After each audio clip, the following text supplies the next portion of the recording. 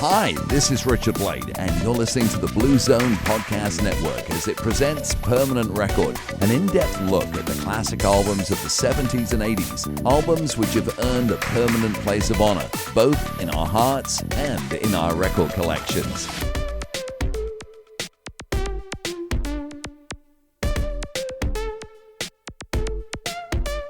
It's Brian and Sarah coming to you, Permanent Record Podcast from the Blue Zone Studios, the all-new Blue Zone Studios, Sarah. Yeah, they are new. New to us, new to you. Hope you can't tell much of a difference unless it's a good difference. Here's the problem with the all-new Blue Zone Studios, Sarah.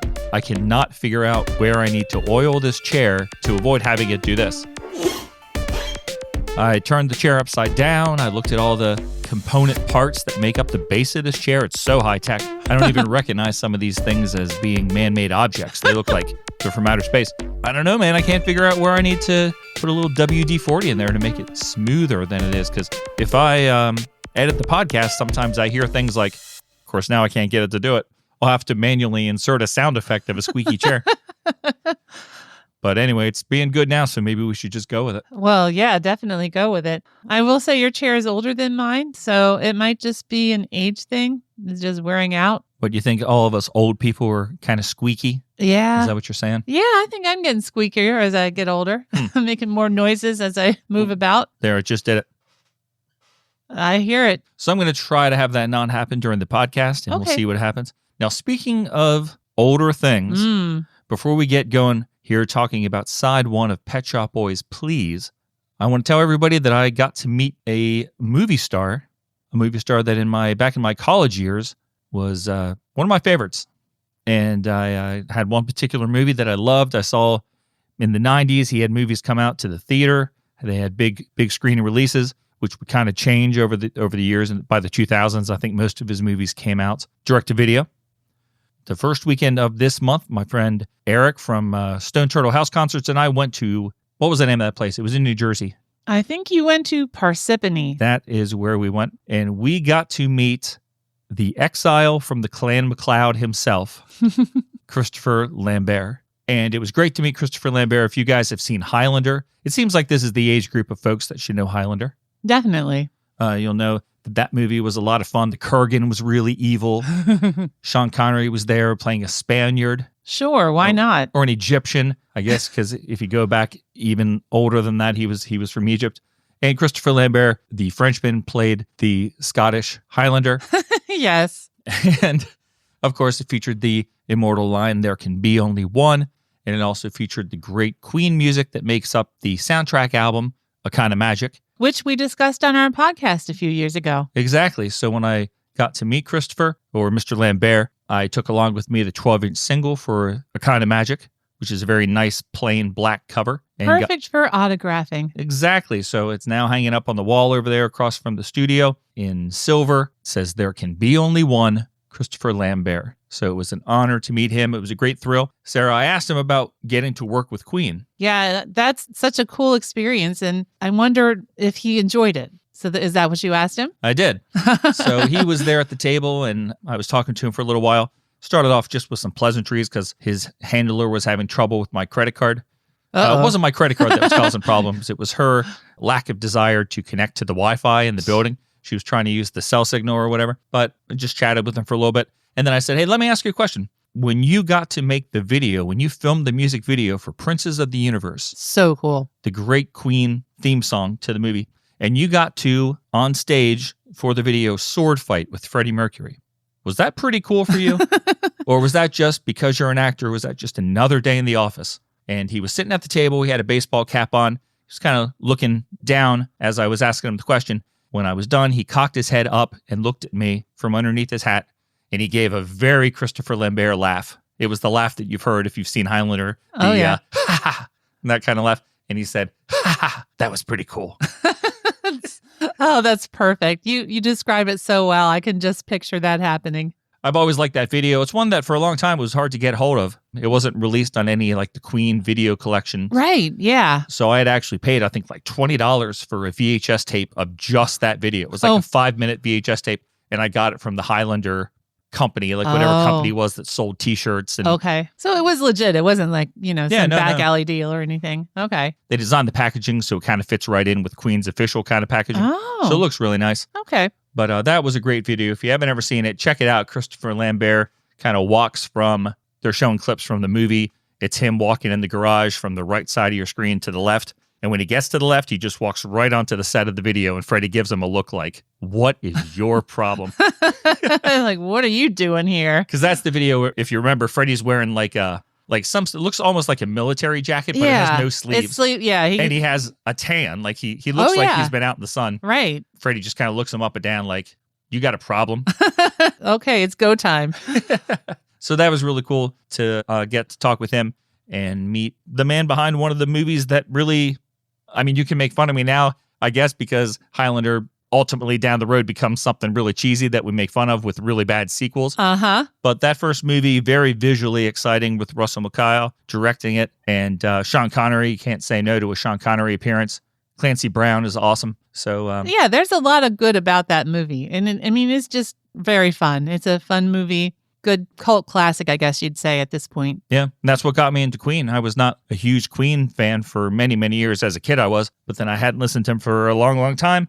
And watching that movie, the song Who Wants to Live Forever just made me say, like, I have to go buy this album. It's so good. Yeah, I hope people go back and listen to those episodes. When we discuss that album, we talk about the movie. Yeah, why not? Yeah, and speaking of Queen, I don't know when this is going to air. Probably in a month or so, but I just recorded a podcast on Queen in the 80s with a friend of the show, Mr. K from Mr. K's Super Show. Oh, yes. Chris Karam. So when that comes out, I will let everyone know on social media so you can give it a listen.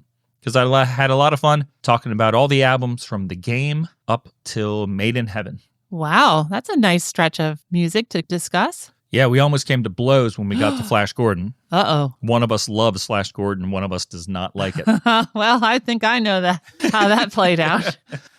So that was a lot of fun. So I'll let you guys know when that is available to download. Very But in cool. the meantime, we are here, episode 201. I guess it is.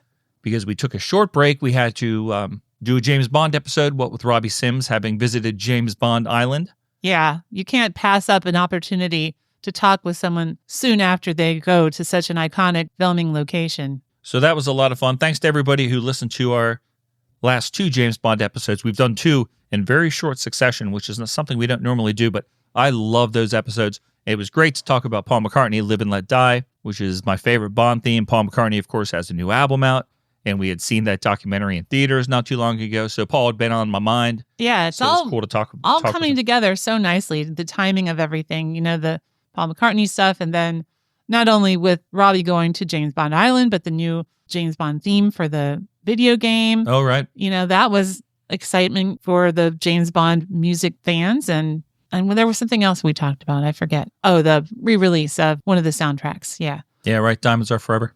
Diamonds Are Forever. But we are back to finish, not to finish. Oh, goodness. Oh, geez. No, not to finish, but to continue our conversation of Please. We started this with our 200th episode where we had our friend Andrew Dineley join us. We kicked off the celebration of, 40 years of the Pet Shop Boys, Please? It is 40 years. I just sent a ponytail holder flying through the air. I saw that. Didn't mean to. So today we are going to get started on side 1. And guys, we were pretty long-winded about things. And you know what song 2 was on this album? Yeah. So we are not going to go any further than song 2 today. We're going to have plenty to talk about. This is going to be longer than you want it to be. I have so many notes already. It's really insane how many notes I have. So we're going to do that. We're going to do songs 1 and 2. We are going to play 2 voicemails at the end. We have a voicemail from our good buddy Nick Oswald that just got in a little too late for our 200th episode, but we don't want to ignore it because it was so kind of him to send it. Oh, definitely. We've got to play it today. And then our friend Adam Guest sent us his West End Girls memory. Excellent. So we will play those both at the end. And before we get started, because Sarah knows I love to delay talking about whatever the main topic of discussion is. In the last James Bond episode, guys, if you didn't listen to it, you don't know this, but she actually rolled her eyes at me because I kept saying, one more thing, one more thing. It was intolerable. But I just want to say that we have not received a review for the podcast, Sarah, since the penultimate day of 2025. What? Our last review for the podcast was December 30th, 2025.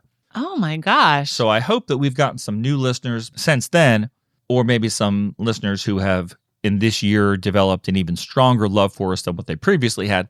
And if any of you are willing to take a few minutes and go out and leave a review for us on Apple Podcast or whatever app that you listen to us on, we would appreciate that, because we've really stalled out in terms of reviews. And we know from experience, Sarah, if you get lucky and get a review or two in a short amount of time, that really does help somehow push your podcast into the inboxes or onto the home screens for more listeners. It affects the algorithm, and we would really like that algorithm to be working more in our favor.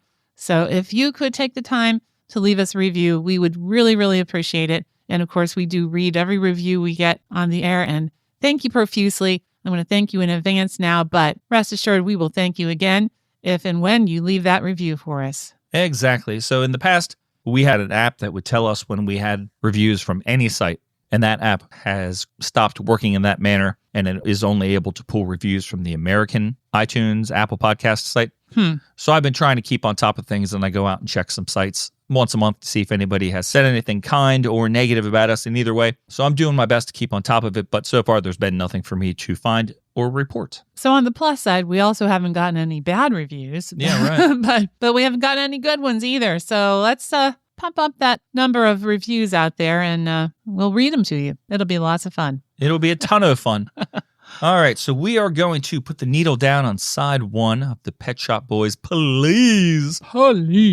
So that means that we are going to, right this very second, hear a little sample of the first track of the first Pet Shop Boys album. If you hadn't heard them on the radio and you bought this for some reason without knowing anything about them, this would have been the first thing you heard by the Pet Shop Boys, and it is a song called 2 divided by 0, 0.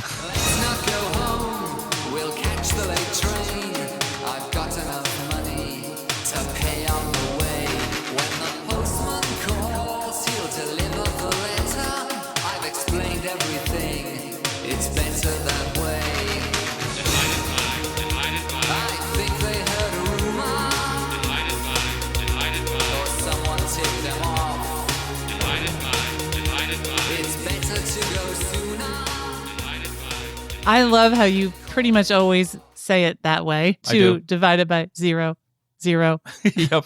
Just because that's how it is in the song. So yeah, I like to call it that because you know why, Sarah? Tell me why. Because I am just completely intrigued by the concept of division by 0. Oh. So I'm actually we've done 200 episodes of a music podcast. That's great. I really don't have any more interest in talking about music. So this episode, I'm commandeering it. It's now Math Madness. Oh. Math Madness.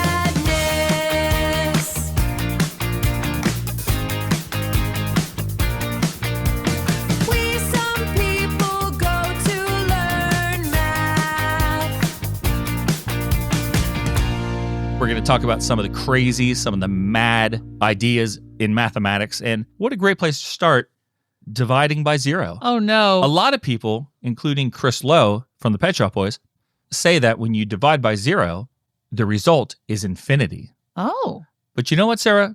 Mathematicians like myself, it's not really how we see it. We think that it is undefined. You just can't have an answer. Sarah, think about it this way. Okay. Say that we have A divided by B equals C. Yeah. And we'll say A is some number, B is 0. So A divided by 0 equals C. And if you say A divided by B equals C, do you admit that it's true that you can also say A equals B times C? I think you're supposed to be able to say that. Yeah. Right. That's one of the properties of mathematics, right? Right. Okay. So the problem here is that if B is equal to 0, in the first case, if it's A divided by B equals C and B is equal to 0, that means when you say A equals B times C, your B is equal to 0. Yeah. So you're saying some number is equal to 0 times another number. And what's that always going to give you? 0. Exactly. If you multiply B times C and B is equal to 0, it's always going to be 0, and it's never going to equal that number that A is representing. I read a lot of stuff this week about dividing by 0, and I found myself on a website about the Riemann sphere. Have you heard about that? No. Riemann. It's a model of an extended complex plane, the complex plane plus a point at infinity.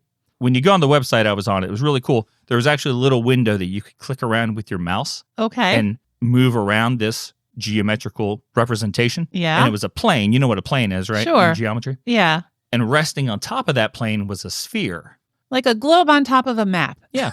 And then there was a point drawn on the map, and you could change where that point was. You could move it all around and it would change all the values, the Yep. X's and the Y's and the Z's.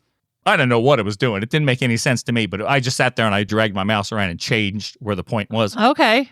I was like, whoa, this is a lot of fun. So the extended plane represents the extended complex numbers. That is the complex numbers plus a value infinity. And with the Raymond model, the point infinity is near to very large numbers, just as the point 0 is very near to the small numbers. It was super confusing. It made me feel really dumb. So I was glad to eventually go back to taking notes about a simple pop song. But working with the animated Riemann sphere immediately brought me back to the horrible grades I earned in trigonometry and calculus.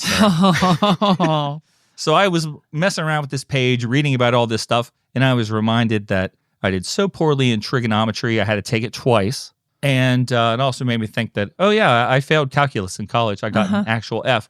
I went into the final. I remember my professor stopping me at the door, and she pulled me aside and she said, Brian, if you just pass the final, I'll give you a D. I said, hey, thanks. And then when I was home for Christmas break, I got my grades and I got an F. So I guess I didn't pass that final. I guess not. I don't know. I didn't even try to take calculus. I went so far as trigonometry. I took some kind of advanced math my first semester of college. I think I got a B, and that was fine. That was enough. Hey, that's pretty good. Yeah. It was basically me taking trig twice, but that's okay because that's not my thing. And I really did not expect us to be talking so much about math in this first segment. I mean, I know the title of the track is 2 divided by 0, but I did not know that we were going to go into such detail about the mathiness of it. Well, you got to love math. And I just want to say in closing that I don't think that the problem with dividing by 0 has anything to do with 0. I think the problem is our understanding of infinity. Oh. I think that's where the problem stems. But like I said, I got an F in calculus, so what does it really matter what I think? So let's talk about 2 divided by 0. Okay. 0 by the Pet Shop Boys. Yeah, So tell me something about this song, Sarah. I'm a big fan, but why don't you tell me something about it? Well, how about a little bit of a review of sorts? Would you like that? Yeah, I like a review. All right. I mean, this wasn't a single, but I found something that is basically like a review from the Everything Spins website. And I started off with this note because I thought it was pretty cool. It kind of sums things up to begin with. Yeah, let's start with that. They say, the only non-single of the first half, the opener 2 divided by 0, could just as easily have been an equally sized hit as the rest. The snappy digital voice sample hook is an immediate catch, and the song rolls in with the boldness of an artist who's completely assured of their own skill and talent, and then goes on to prove how right they are in form of a veritable pop giant. I'm going to agree and disagree with things that person said. Definitely agree that this is the sound of a very self-assured artist. What Neil does with this track in terms of his vocals and just creating drama with his vocals is amazing. I want to talk about it as we get into the song. Could this be a successful single, like they said? I'm not sure I believe it. I believe that. This is in my top 3 songs on the album. I love this song. Okay. It's probably in my top 10 Pet Shop Boys songs of all time. Whoa. But I'm not convinced that this would have been a successful single. I actually thought about that during the week because I love this so much. I was like, man, that first side, every song is a single, successful somewhere in the world, except for 2 divided by 0, 0. And I was like, could it have been? Based on my clinical thinking of this throughout the week, I'm not convinced it would have been a hit. It has all the ingredients that make up the other songs. Yeah. But it's just somehow different. It's more focused on drama and making you feel something and less focused on pop music. This sounds less like a pop song than any other song on side 1 to me. Yeah, I would agree with that. You know, this is an amazing and fantastic album opener. This sets the stage perfectly. Mm-hmm. But I don't know that it is quite what you want to hear on the radio. I mean, I would love to hear it on the radio, but I don't think that this is what the listening public would be going for as a song on the radio. So I would agree with you. It sets the stage really well. It gives us an understanding of what we're going to get from the Pet Shop Boys basically in the next 40 years, right here in a nutshell. But is there really a chorus? It's just not as songy, I guess, as you could say. Another song might be. Songy. That's a really amazing adjective there. I think maybe you're agreeing with me. It's not as top 40-ish. Yes. It's not as pop music-ish. Mm-hmm. And you're substituting the word songy Yeah. instead of poppy. Poppy, that's a better word. We know that's a real word. So let's just go back to the origins of this track. Yes. Neil said that in 1983, when I was working in New York at the American version of Smash Hits, I bought my father a talking calculator, which spoke the numbers out loud for his Christmas present. Chris and I loved the calculator's voice. It had a very, very sad quality. Aww. And when we played it to Bobby O, he loved it too. He said, "This is a whole album." Oh, really? Yeah. Now, I think he's right. I think it is. I think it was a whole album. But, the issue here is that album was released in 1981, 2 years earlier, and it was called Computer World, and it was by Kraftwerk. Good one. Good one. That's a rim shot right there. So I noticed on Wayne Studer's excellent Pet Shop Boys website, a valuable resource for anyone researching the Pet Shop Boys. In fact, I bought his first book because I felt guilty that I was taking so much stuff from his website. So I have his first book, Pet Shop Boys Songs, 1984 to 1990 something. If I'm going to mention the name of a book, I should probably get it right. Wayne's book is Pet Shop Boys Song by Song, Volume 1, 1984 to 2004. And there's a Volume 2 as well. It's a very cool book. There's a second one that goes up to the more recent stuff. He says that he has stopped claiming what exact make and model that calculator was. Yeah. Because every time he would say it was something, people would write it and say, no, it wasn't. But I saw a video online. Mm-hmm. I think it was a Sharp calculator. I think so. And it sounded just like it. Yeah. I sent that to you on Facebook. It was like from the periodic table of synth pop. They posted a video of the calculator making the sound. Like right when we started researching for this album. It was crazy timing. I mean, I guess not too crazy because we did time this ourselves intentionally. Right. But yeah, I was like, oh my gosh, look, it's the calculator. And I'm like, how could you say that was not the same calculator? Yeah, I know. 2 divided by 0, 0, 2 divided by 0, 0, 0. I don't know. I mean, how many of them were making that exact sound at that time? I don't think too many. I don't know. I guess maybe it was just these two, and maybe their sounds were very similar. But yeah. periodic table of synth pop, it seemed like they had the right item right there in the video. I think so. So they were working with Bobby O. We talked about him last time and the tracks that they recorded with him in New York. And Bobby O had given the Pet Shop Boys a backing track that he had recorded. But when he was done with it, he was like, well, this is fine, but I'm not sure what my goal was with it. He didn't have any idea how to turn it into a song. Oh. He said, I have this backing track, see what you can do with it. Mm-hmm. So Neil and Chris had the idea, because you could make the calculator say mathematical sentences, of making it say 2 divided by 0 and building a song around that.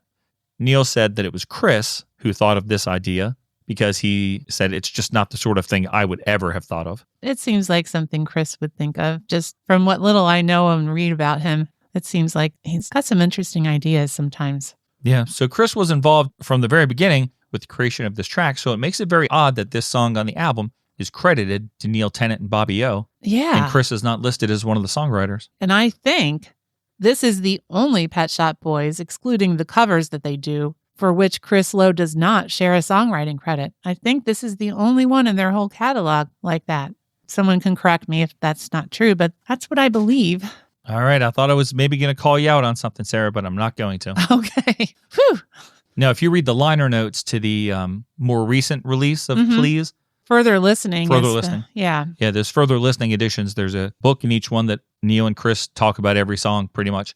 And Chris does mention in that booklet that he had the thought of 2 divided by 0 because he said when you divide by 0, it's infinity, I think. I'm like, well, I like where you're coming from, Chris. But as we talked about on Math Madness. Math Madness.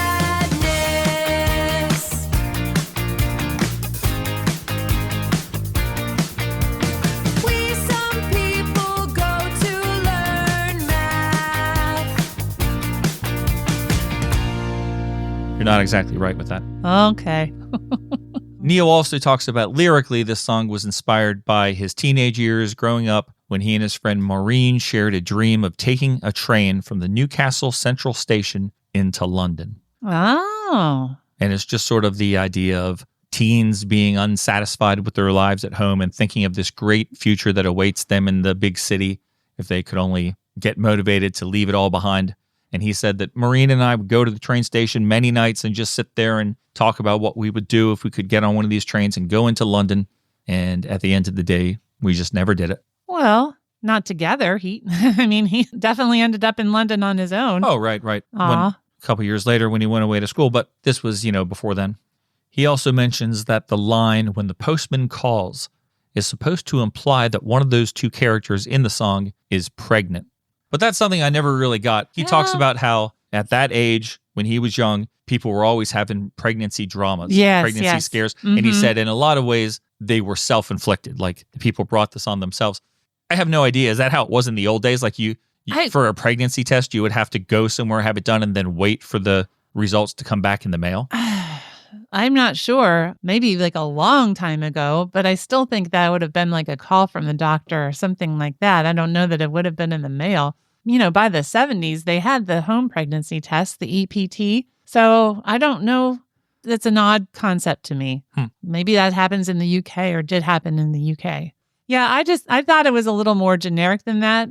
His lyrics are usually rather ambiguous in that way. You can kind of get multiple meanings of it. I thought it was just the person trying to convince their companion, not even necessarily a romantic companion, that they should both escape their present situation and go to New York City. Because it sounded like they were in some sort of danger, worried about rumors being spread, and they're worried about something happening soon. So I don't know.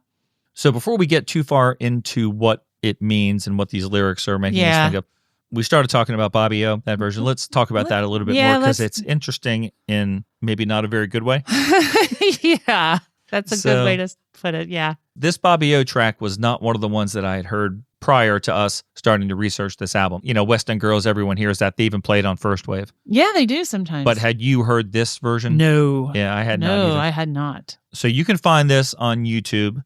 The recording is a bit muddy. Mm-hmm. Doesn't sound as great as some of the other ones, but you can hear it enough. Let's not go home. We'll catch the late train. I've got enough money to pay all the way. When the calls, you'll deliver the letter. I've explained everything. It's better that way. Let's just talk about Neil's performance first. Let's not even talk about whether or not we like the version. Neil is not nearly as successful in that early version with getting the drama of the song across because to me it sounds like he's rushing. Yeah. In the Please version, if you compare them, he sounds much more confident. He's taking his time. He knows he doesn't have to rush just because it's sort of a dance song. Mm-hmm. I think he was just maybe too early in his career to understand that. Yeah, I think pretty much everything about this version or most of the songs they recorded with Bobby O basically just sound like demos to me. Not finished, not polished, which I understand. Mm-hmm. And Neil is just much less confident on the mic than he is when he's with Stephen Hague. And I understand that, that makes total sense. He's just finding his feet as a vocalist, as a speaker in the studio. This is his first time doing it. So I get it. But yeah, there's definitely a difference in his delivery here. And there's also a difference in the sound of the songs. I understand if you're someone who doesn't pay attention to synth pop or you don't care for 80s music, you could probably listen to this album and say, this all sounds the same to me. Right. Yeah. But it does, to me, it sounds very different. The songs sound very different. These Bobby O tracks, they have a sameness to them. Even if you listen to something like One More Chance, like they do a version of One More Chance, which is from Actually, but they did it early on with Bobby O. They all kind of sound similar. Yeah. And I see things describing him as a lo-fi producer. Mm-hmm. Like that was his style. So I guess perhaps that's partly why they sound kind of, less polished, because that's intentional. Lo-fi to me seems like it's going to be less polished. Yeah. I would say that's definitely the case with everything I've heard by him so far. And I think in the case of this song, the version that we have of it, some of that's not intentional. It's the fact that this is just a bad recording of it. Yeah, right, true. But I know what you're saying. I don't disagree with it. So this version that we've heard, it's fine for about 1 minute and 35 seconds. Yeah. And then, I don't know about you, but it becomes terrible.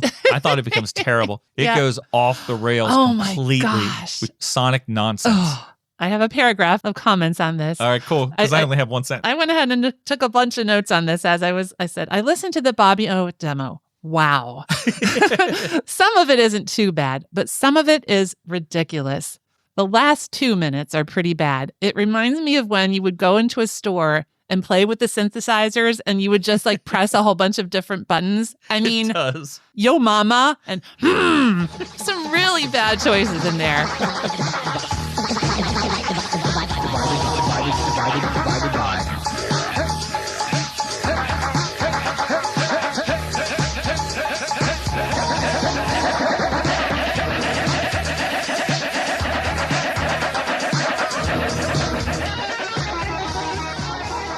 And there's also something that almost sounds like a guitar around 2:55. It's either a guitar or it's a video game death sound. You know, it's like, I don't know. It's like really, really weird. And then right after that, though, this caught my ear. And I don't know if you have a note on this or not, but right after that, around 3 minutes, I was quite surprised when I heard some harp-like sounds that sound an awful lot like the harp sounds in Being Boring. Oh, yeah, I remember. I do remember hearing that in there. I was like, wait a minute, that sound, that's the same kind of little harp riff, if harps do riffs, in Being Boring. And I thought, wow, that was a very big surprise to hear. But yeah, the rest of it just kind of disintegrates after a while. It starts off okay, but then it doesn't even get to the halfway point. It's even No. before the middle of the song when it turns terrible. I think there's a theme like that with his songs. A lot of them, they just kind of deteriorate into just nonsense after a while. It's bad. Just because you can sample someone saying the name of the song and then playing it back like Max Headroom 100 times doesn't mean that you should do it. I know. I'm seriously wondering why they said "Yo Mama." I know. That just threw me for a loop. What are you why? The website Music for Stowaways that I go to sometimes Yeah, for research. I have a note from them too. Did you love it? Yeah, they reviewed this version, the Bobby O version. Yeah. And they said 2 divided by 0 is very recognizable as the completed track from Please, except that it's totally awful. Stephen Hague dropped the dreadful transposed drum sounds and callbacks to West End Girls and turned it into something altogether darker, moodier, and more atmospheric. And I'm not sure who thought the Your Mama sample was funny. It doesn't make any sense. It's totally against what the Pet Shop Boys became or were. You know, they're never going to be the guys that say "Yo Mama." It's just, they're not. I don't see them as having time for silliness like this. Like, I can't imagine the Pet Shop Boys, even in 1987 or 86 even, releasing a song that sounds like this. It would be beneath them. I have to think that at this point, you know, that again, it's their first time in their studio. They're both enamored with Bobby O. They're just happy to be like in the same room as him and making music. And they were probably just game for whatever he wanted to do. You know, Right. They weren't probably super critical, or they were kind of just like, yeah, let's go for it. Let's do it. They were in awe because Yeah. they knew everything about his music. That Yeah. was one of the things that made him want to work with them, was the fact that these two British people knew everything about his music. Yeah, he was all excited about, well, we'll talk about that later, doing a Brit rap.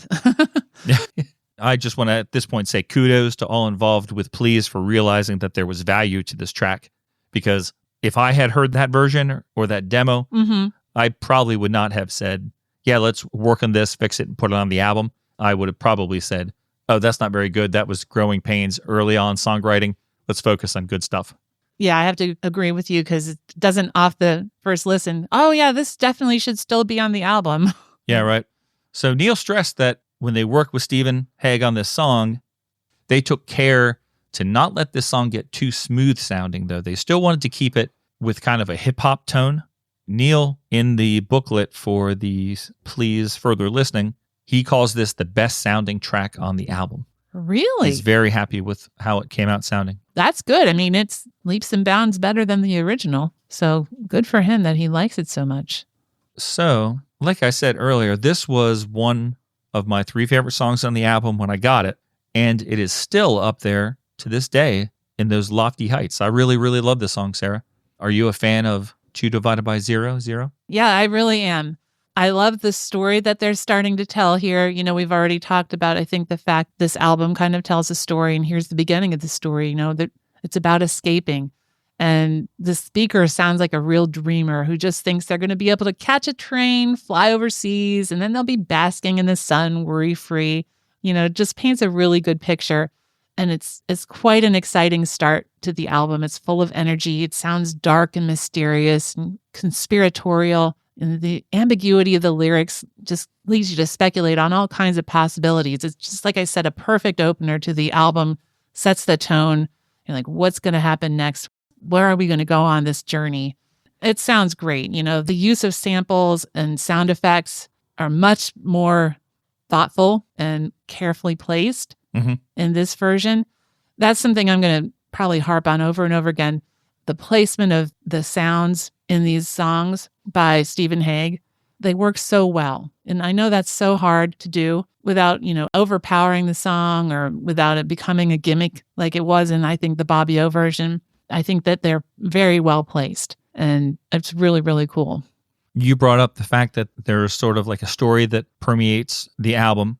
I guess we probably talked about that in our first episode, but that is something that if you go out and read about this record, there are a number of people that talk about. They take it through up to the very last song, and then it falls apart. Like no one ever really addresses the last song in terms of the story. But it's this song, young dreamers in their hometown thinking of escaping, and they do. And then the second song is they get to the city. West End girls, they explore the city. Yeah. And they're in the city.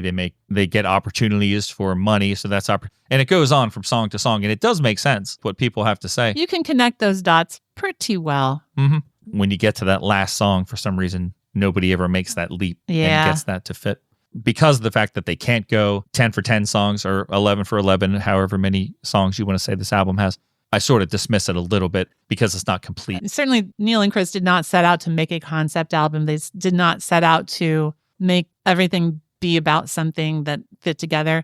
I'm sure that when they put the tracks together, they did consider, okay, well, this goes with this, that kind of thing. Yeah, it's not a perfect concept album, but you can there's some loose threads that you can follow through, and I do like that. And again, I will say that this is a wonderful start to the album. Yeah. It's super cool. You mentioned the sound effect? Yes, we've already talked about the one, of course. There's another one. Well, there's a bunch of them, actually.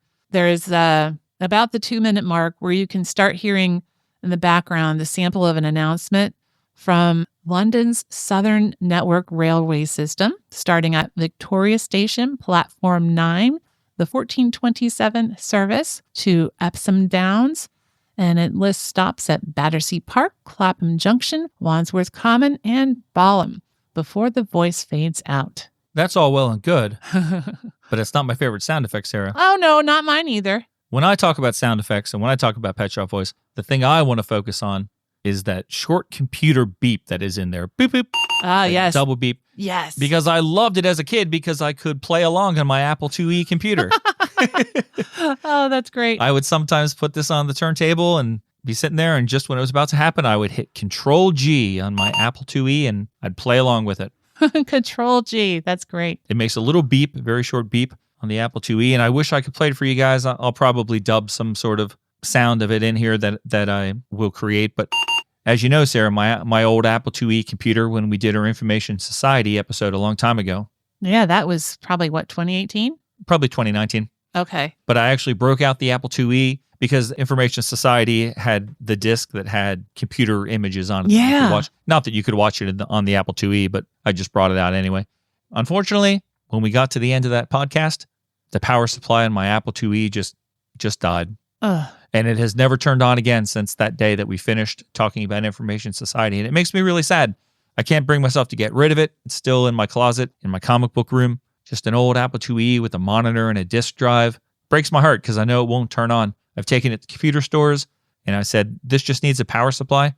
But nobody seems to even know. Like, they look at the power supply and they're like, I've never seen anything like that. Really? Yep. Oh. Makes me very sad. I know, sweetie. I know.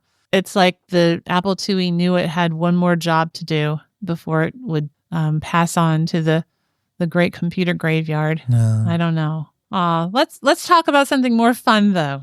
More sounds. I had this note a little bit earlier. So back in January of 2017, when we were talking about Actually, which was the first Pet Shop Boys album we discussed, I wrote in my notes, I went back and looked, and I'm sure I said this in the episode itself. The Pet Shop Boys were kings of orchestra hits. And they clearly established that kingdom immediately within the first 15 seconds on their first album. This first track here on Please we get orchestra hits right away. We do. I love them. I'm here for all of them. I think that's one of the things that they are so good at. They're so known for, and they're fantastic. Yeah, orchestra hits are delightful. They really are. And I love that if you really want to hear a good one, you can count on the Pet Shop Boys.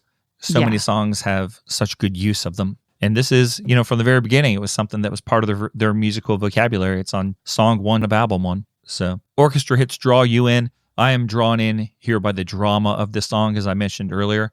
The drama is found both in the lyrics and in Neil's performance.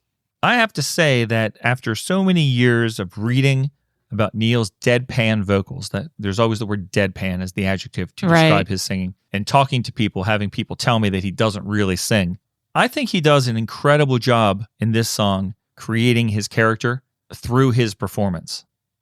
The way his voice sounds, the intensity of some of the lines that he sings, lines like, "You won't be alone, let's run away," "Someone spread a rumor and someone has to pay."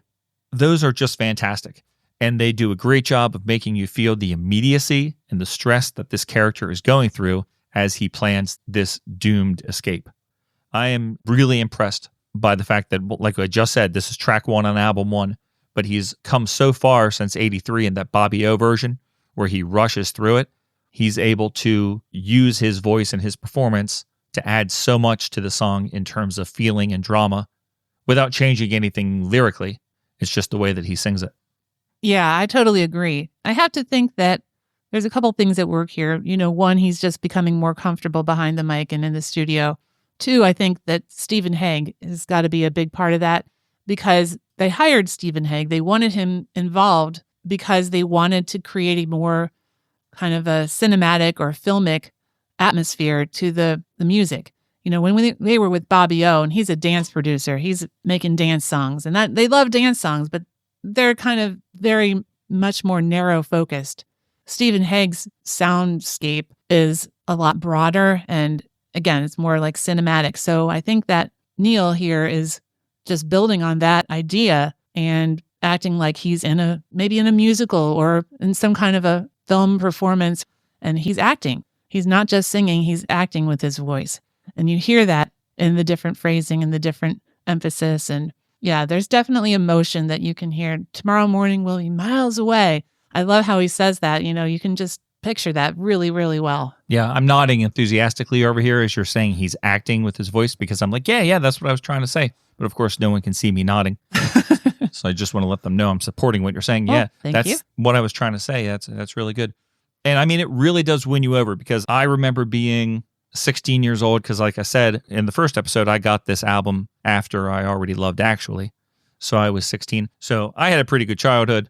I never really had any burning desire to escape it. But I remember listening to this song, sitting in my bedroom at the foot of the bed, having it on, singing along, and kind of picturing myself in like a music video for it and trying to get that angst and that need to escape across. I bet a lot of other kids did that exact same thing. And I feel like it was Neil's performance and the drama of his reading of these lyrics that really convinced me to do it, because I didn't sit there and do that for opportunities. I did it for this song, Yeah. Another reason that I always like this song is that I think you could very easily use it as part of a soundtrack for a film noir or a crime movie. The lyrics may be about this couple longing to escape, but with no change to anything here, I think you could easily convince the listener that this is about people planning and committing a crime. Oh, yeah. Like I said before, I said that this person's trying to convince their companion that they should escape their present situation. But it doesn't necessarily have to be a romantic companion. There's no indication there. They're worried about something happening soon. They need to get out of there and they need to go. So there's something going on. I never really thought about it being like a romantic couple that wants to get away. And then I started to think about it this week when I saw Neil's comment about the pregnancy scare. Yeah. But then I was like, well, that doesn't even necessarily have to be a pregnancy scare from the two of them. He and his friend, Maureen, would go together to the train station. Obviously, Neil probably didn't want to date Maureen. No, probably not. But they would go night after night together and daydream about this. So in the song, the two people don't even have to be a couple. One of them could have a pregnancy scare. And the other one else, wants to leave for another reason, but they both want to leave. And they say, well, we both want to get out of here. Let's just go together. Right. But, the idea of planning a getaway, going to New York City, for some reason, the idea of going to New York City, so many noirs take place there. you think you're going there for a big score or something like a heist. That's what it is in my head sometimes. Yeah. And there isn't really anything that really supports that. But I think just put some visual images of criminals. Yeah. A guy wearing a fedora and a long coat in a black and white image. And you'll be like, yeah, this makes sense. Sure. You could easily craft a video to kind of support that thesis, I guess you could say. Yeah. So I think that this song and the next song, I can't think of the name of the next song right now, but I think that these are the most sonically dense tracks on the album. And once we get to song 3, things are going to open up a little bit and the music is going to be less layered, which is a good idea because if there were 10 songs of this intensity on the album, it might be a bit exhausting. And we're still going to have drama courtesy of the lyrics and the vocals. Almost any song in this album has that. But for now, I'll point you in the direction of Tonight is Forever as an example. There, Neil does a wonderful job showering the listener with drama, but the music is simpler than what we're hearing here. I would agree. Like I said, this has always been one of my favorites. The percussion is great. The orchestra hits, the smooth, airy chords in the verses, they make this a very attractive album opener. Draws you right into the world of the Pet Shop Boys. The vocals come in and blow you away. Neil doing such a good job, which we've said. To this day, people pit the Pet Shop Boys against Erasure, because they are both synth duos. If one of the two groups had it in 1988, added a third member, we could avoid all this fighting over the decades. But because they never did, we've got to battle it out. And to me, this album and Wonderland have something in common. They both begin and end with some of the band's best songs of all time. Who Needs Love Like That is still my favorite Erasure song, and Oh L'Amour is in my top 10. With Please, both 2 Divided by 0 and Why Don't We Live Together are to this day in my Pet Shop Boys top 10. I never get tired of either of those songs. I can put them on anytime, anywhere, hit repeat if you want. I don't care. I'll be totally happy. Two great groups that really, really did a fantastic job with their debut album, putting music out there that, in my eyes, it would be very hard to I would be nervous saying, oh my God, our debut is so strong. I'm a little afraid of recording this sophomore album because we've got to top it, and I'm not sure we can do it. Now, Pet Shop Boys Do actually is better than Please, but I don't know. I would have been intimidated. This is a great, great opener. Great, great song. I agree. It's a wonderful start to the album and to their career. But yeah, I wonder what we've got next. Well, let me take a look because, like I said, I can't remember. I'll look here. I have the record right here. Yeah. Song 2. Sarah, I don't know if you remember this one. It's a song called West End Girls. Too many shadows, whispering voices, faces on posters, too many choices. If, when, why, what, how much have you got? Have you got it? Do you get it? If so, how often? Which do you choose, a hard or soft option? In a West End town, a dead end world, the East End boys and West End girls. In a West End town, a dead end world, the East End boys and West End girls. Oh, yeah. I do know this song. I remember this one. Yeah, I've heard it before. Yeah, West End Girls. Okay, so this is a song that actually had 2 releases. I was really confused about the release information on this one. I know that the first release was April 9, 1984. I have it as April 4th. Well, early April 1984. I knew that it was a club hit in Los Angeles and San Francisco. I know that it got to number 81 on the Canadian chart, and that it was also a minor hit in Belgium and France. And then in November... And don't forget, it hit 133 in the UK. That's right. On November 6th, 1984, it was voted Screamer of the Week by listeners of Long Island, New York radio station WLIR. But, as you said, I saw that it got to number 133 on the UK charts as an import.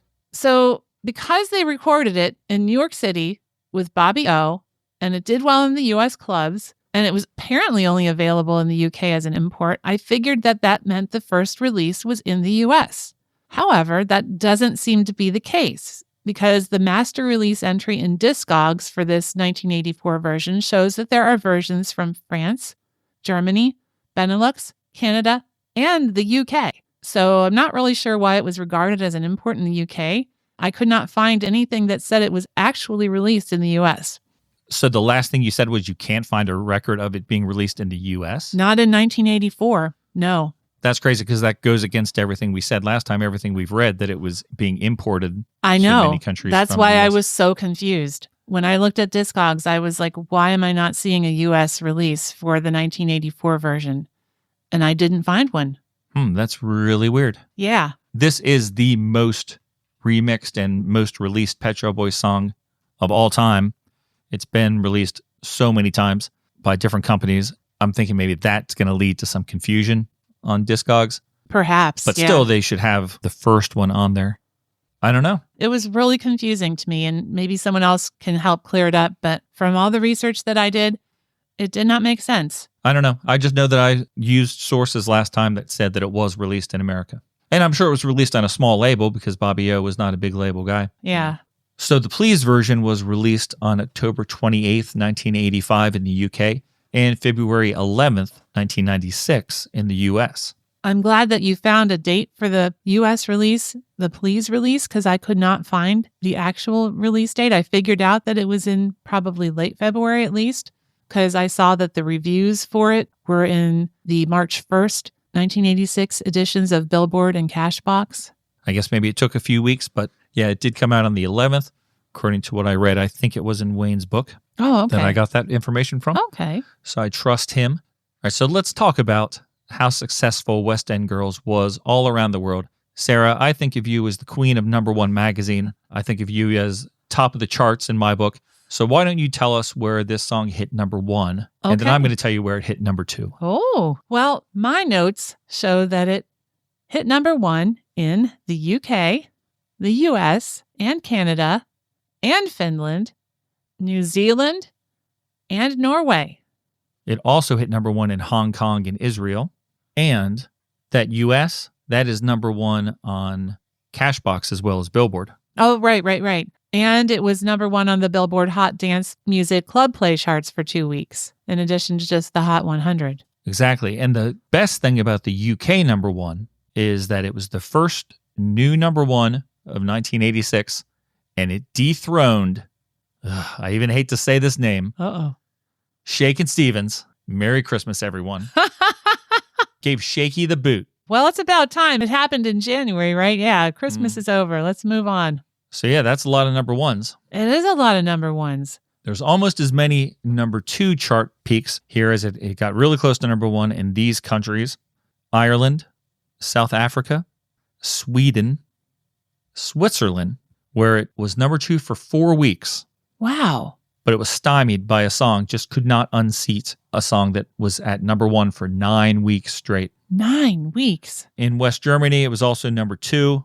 It was kept from number one by the very same song Oh, that shut it down in Switzerland. In West Germany, the song was number one for 8 weeks, starting the second week of January. my goodness. Can you think of what song it might have been in January of 1986 that kept basically everyone off of number one for almost 2 months? Well, I do remember when we talked about the release of the album, that same time, Rock Me Amadeus was out. So I'm going to say it was Rock Me Amadeus.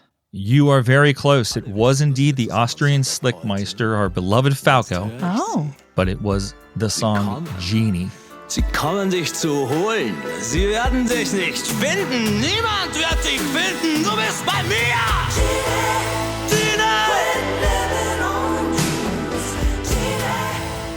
oh, wow. Genie. Yeah, we didn't get that in America, did we? We did not. It No. did not bother the top 40. So just quit living on dreams, Sarah. I'll try. The charts are not what they seem. No, they are really not. Oh, that's good. West End Girls did really well in a lot of different countries. I mean, it was number 3 on one Netherlands chart in Spain. Oh, and the U.S. dance singles sales chart, which I guess is different from the Hot Dance Music Club Play charts. There's so many charts. It is, yeah. Number 4 on the other Netherlands chart. Number 5 in Austria and Australia. That's interesting that Austria had it as number 5. I guess Falco was probably eating up all the charts up there. Undoubtedly. Yeah. number 6 in Belgium, and it was also number 6 on the European Hot 100 singles chart. And if you go out onto Wikipedia and look at the chart performance of this song, you're going to be told that this song only hit number 98 in Japan. However, I have seen documentation on other sites that it was a top 10 hit in Japan. I don't know who to believe.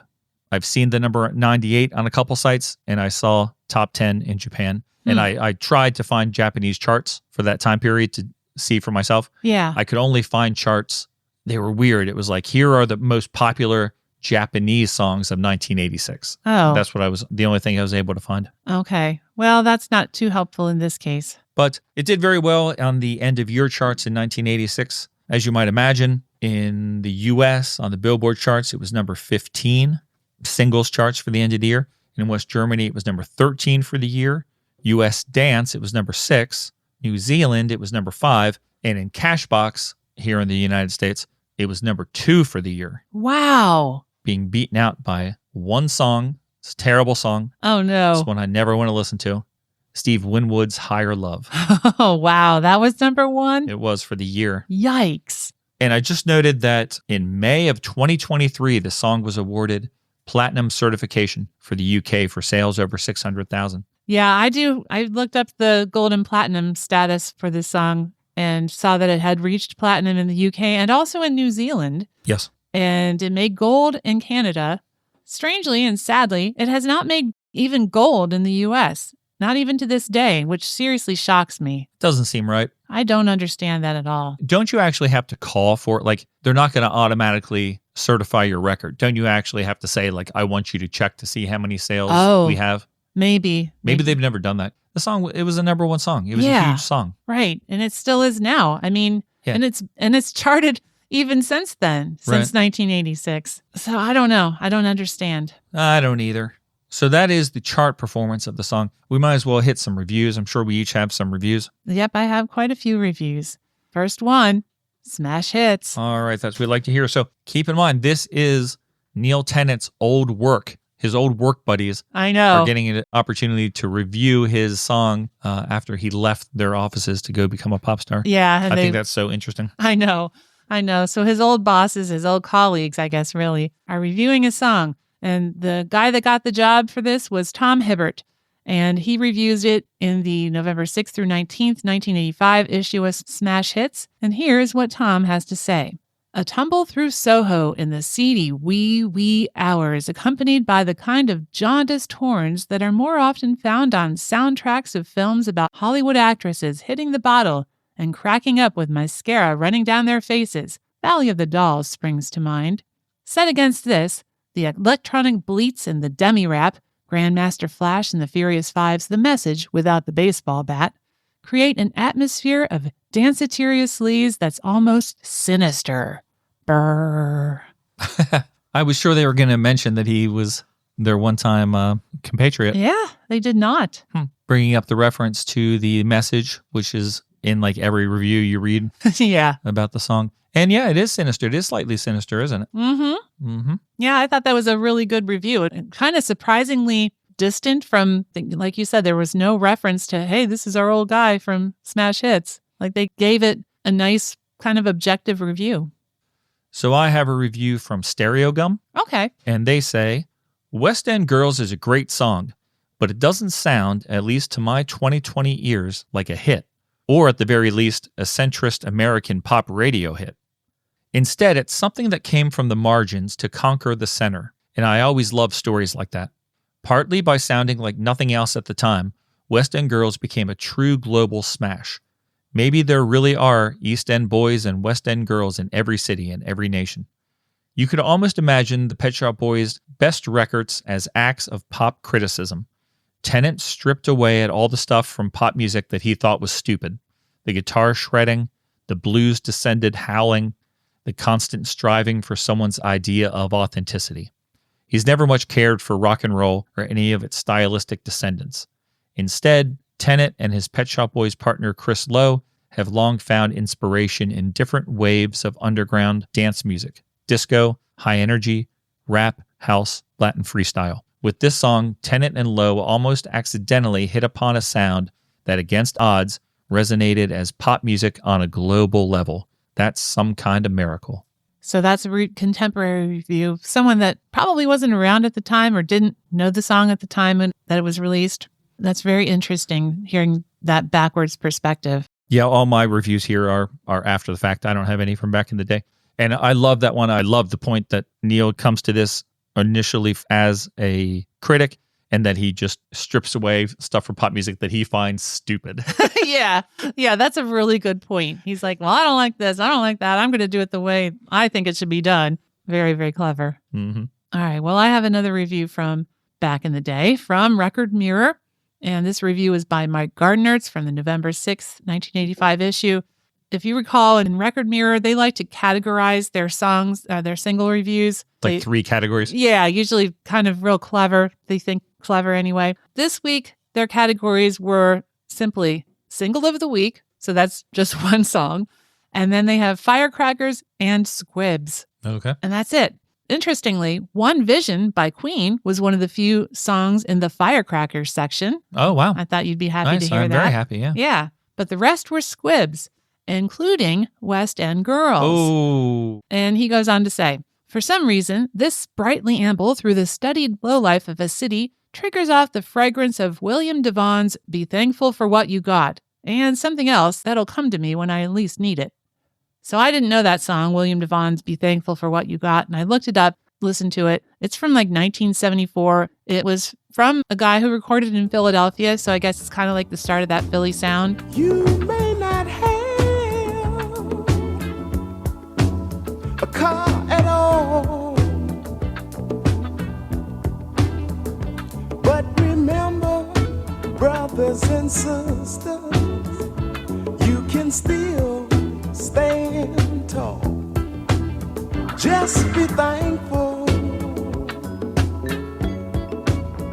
for what you got. I don't know where he got that idea from, that it sounded like that song. Uh-huh. And I'm like, okay, I don't know. It's like a song about people that are not so well off and be thankful for what you got. There's a line in the song about riding in a car and something. There's like a few lines that have been like sampled and referenced many times since then.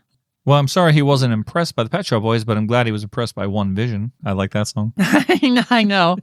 I thought you'd be happy to hear that. And I'm sure I will have put a little sample of Be Thankful for What You've Got here in the episode. So if that's 74 from the like Philly soul scene. Yeah.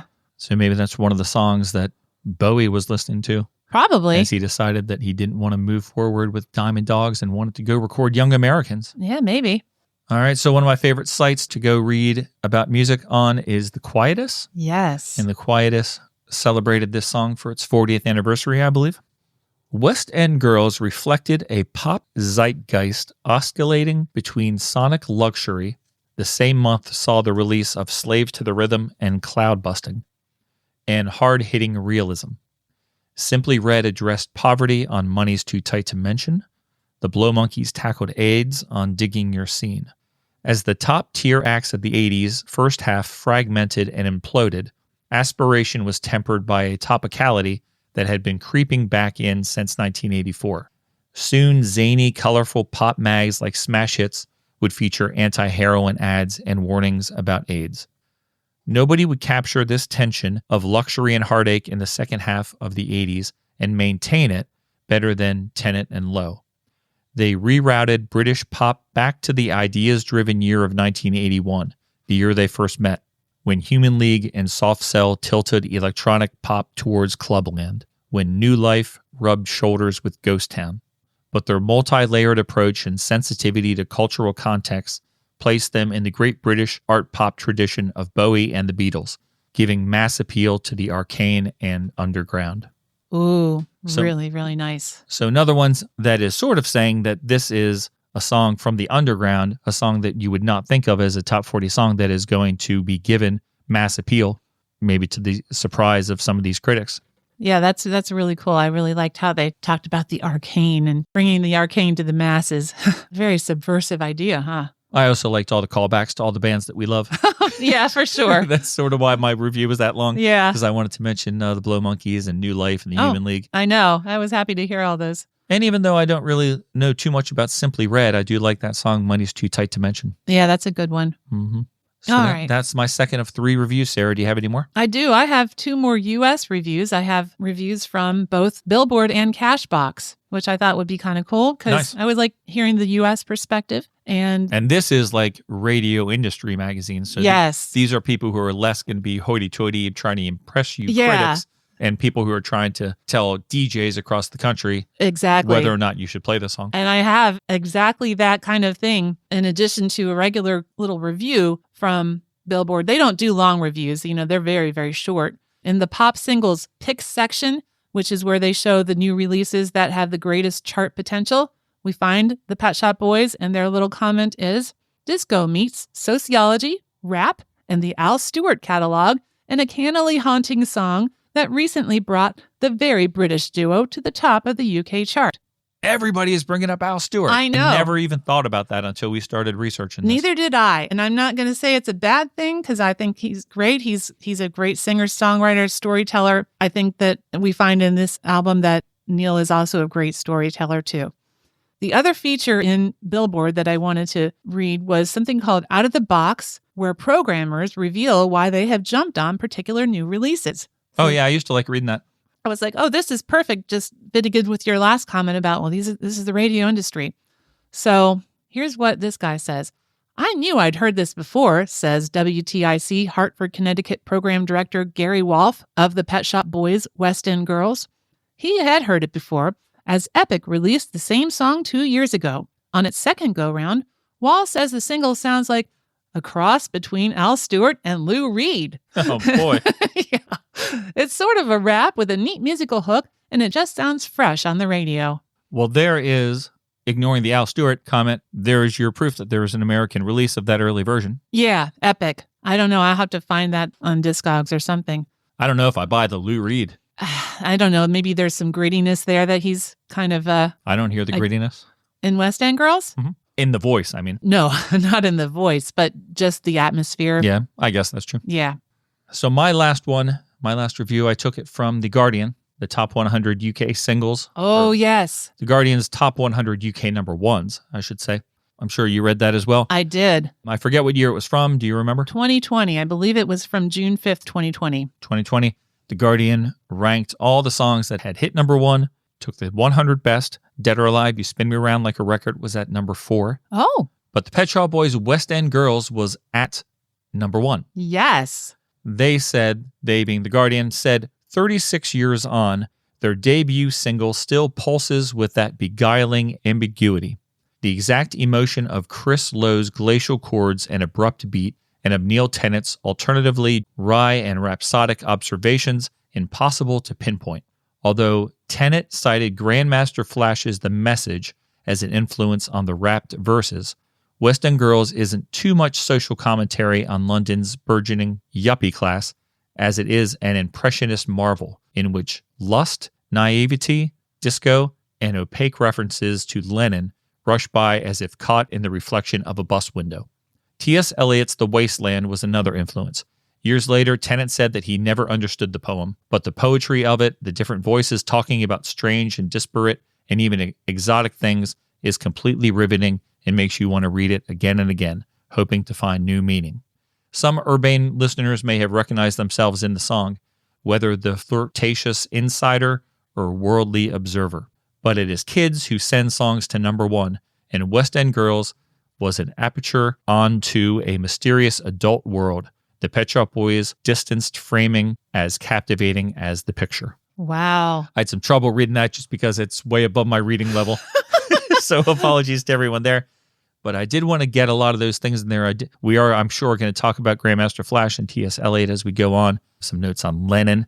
So if you're a history buff, you'll want to stick around. Oh, are we going to have a history podcast too, We in are, addition to a math podcast? Yeah, I'm going to try to get all the high school class curriculum in here. Okay, well, school is out, right? So this is your further education. That's right. We have the Pet Shop Boys further listening. Well, we also have further education here. So that is a wonderful review.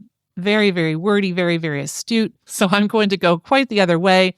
Well, just very different with my last review, which is from Cashbox, and it's just very snappy and quick and kind of commercially oriented. And they say, this is a sensational pop single that has toured the world on the tops of most international charts.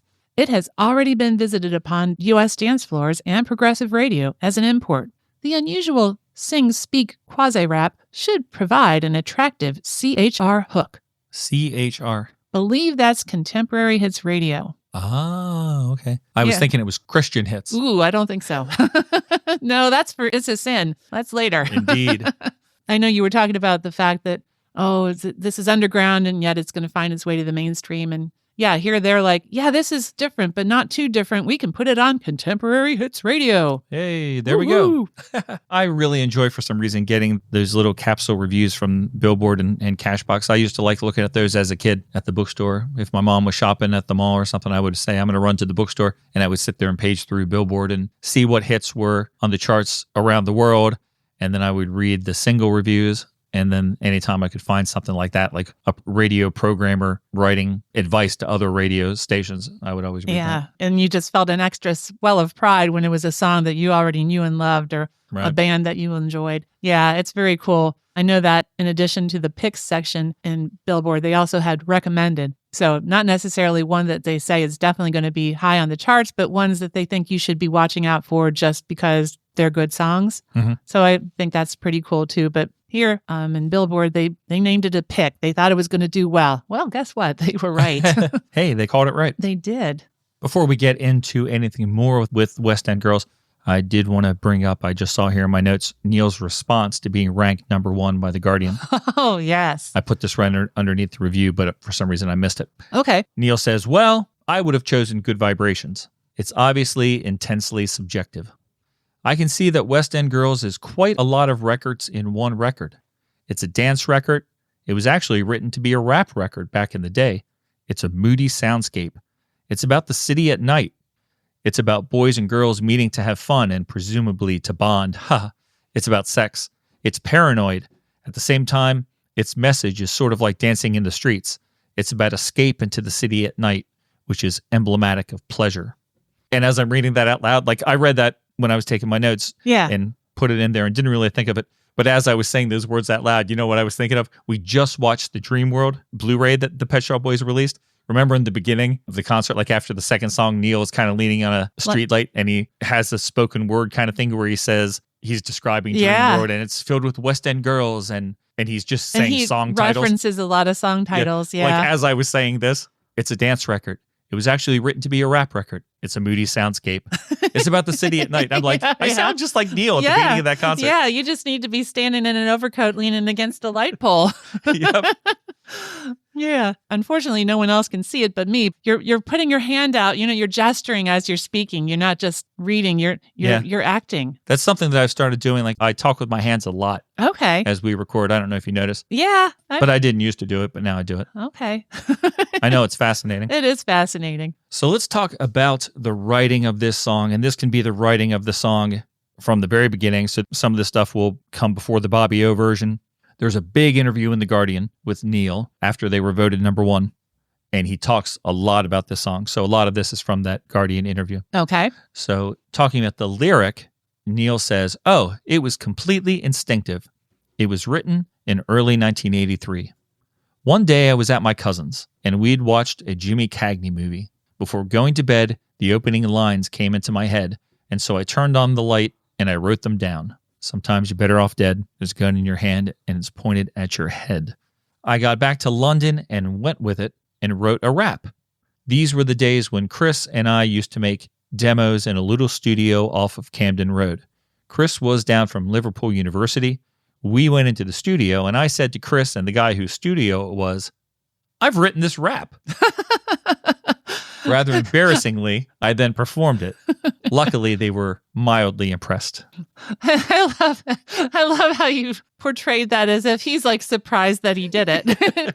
I've written a rap. I can't believe I did that. We got to get a video component here of our podcast there so people could see the hand acting that I do now. Yeah. I don't have this in my notes, but maybe you do. Do you have anything in your notes about Neil being embarrassed, like when someone in his office at Smash Hits listens to the tape? I saw that. I think he forgot that song was on it as one of the choices, and he didn't mention it at all. And then he never really hyped that one up as like something that they had done. He was like proud of some of the other ones. I think he mentioned that when he gave the tape to his colleague, but he didn't mention that one. But sure enough, when they returned the tape, they said, "Oh, I really like the rap one," and he was like, "Oh, oh, I didn't." Okay, he felt bad. So going on about the lyrics, though, Neil was attempting to capture life in the big city of London and the pressures that come with it. Many think the song is about sex workers, but Neil says it's actually about the idea of social class. It's about working boys getting a bit of posh. Mm-hmm. But the song is filled with drugs, sex, money, pressures, and distraction. You can't say that it's truly about any one thing. For a moment there, I thought you were going to start quoting Pioneero. Passion, love, sex, money, violence, religion, justice, death.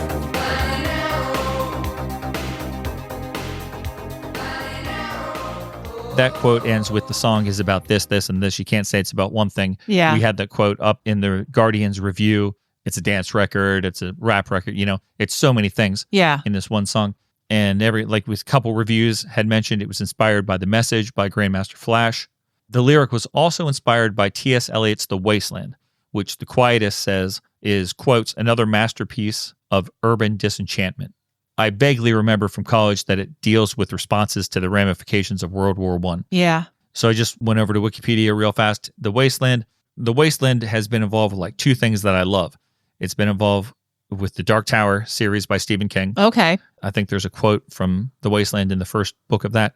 And of course, Neil Gaiman's Sandman, Vertigo comic. Mm-hmm. I think when it first came out, the ads for that comic book had the quote, "I will show you the terror and a handful of dust." But it was published in 1922. It's a 434-line poem broken into 5 sections, and it would go on to be regarded as one of the most important pieces of 20th century literature. And Neil, like we said in that review, he would go on to admit that he never really understood the poem, but that West End Girls emulated the chattering collage of different voices found in the poem. And apparently the line, "Just you wait till I get you home," is a direct quotation from The Wasteland. What? That's what it says. That seems crazy. Did you get that on The Onion? No, no, I read that somewhere. I didn't make that up. I don't know where I read it, but I read it somewhere. Well, anyway. That's very 20th century. It is. I'm going to have to double check you. I used to have all my literature books from college, but I got rid of all of them. I probably had that at one point in time, but I hope I don't have to buy it on my Kindle or something. Oh, man, that'd be the worst. Just to double check you. Jeez. This one-off statement. Just you wait till I get you home is an exact quote from The Wasteland. It better be, Sarah. Okay. Or this is our last episode. Oh, no. Oh, man. Let's try to get through this one. Hey, folks. Sarah has something she wants to tell you. Yeah, I do. Apparently, this is going to be our last podcast. Oh, no. Yeah. Even though I read 2 articles that Neil said it was a direct quote from The Wastelands, I, being a gullible American, did not pick up on that dry sense of humor he has. Oh, boy. So Brian did double check me. It's not in The Wasteland. So we're at the end of this podcast. Well, this was a great way to go out. We're going out on top, Sarah. And it was a great joy to once again use my English education degree to put an end to a literary crime. Yes, indeed. Now back to Math Madness. Math Madness.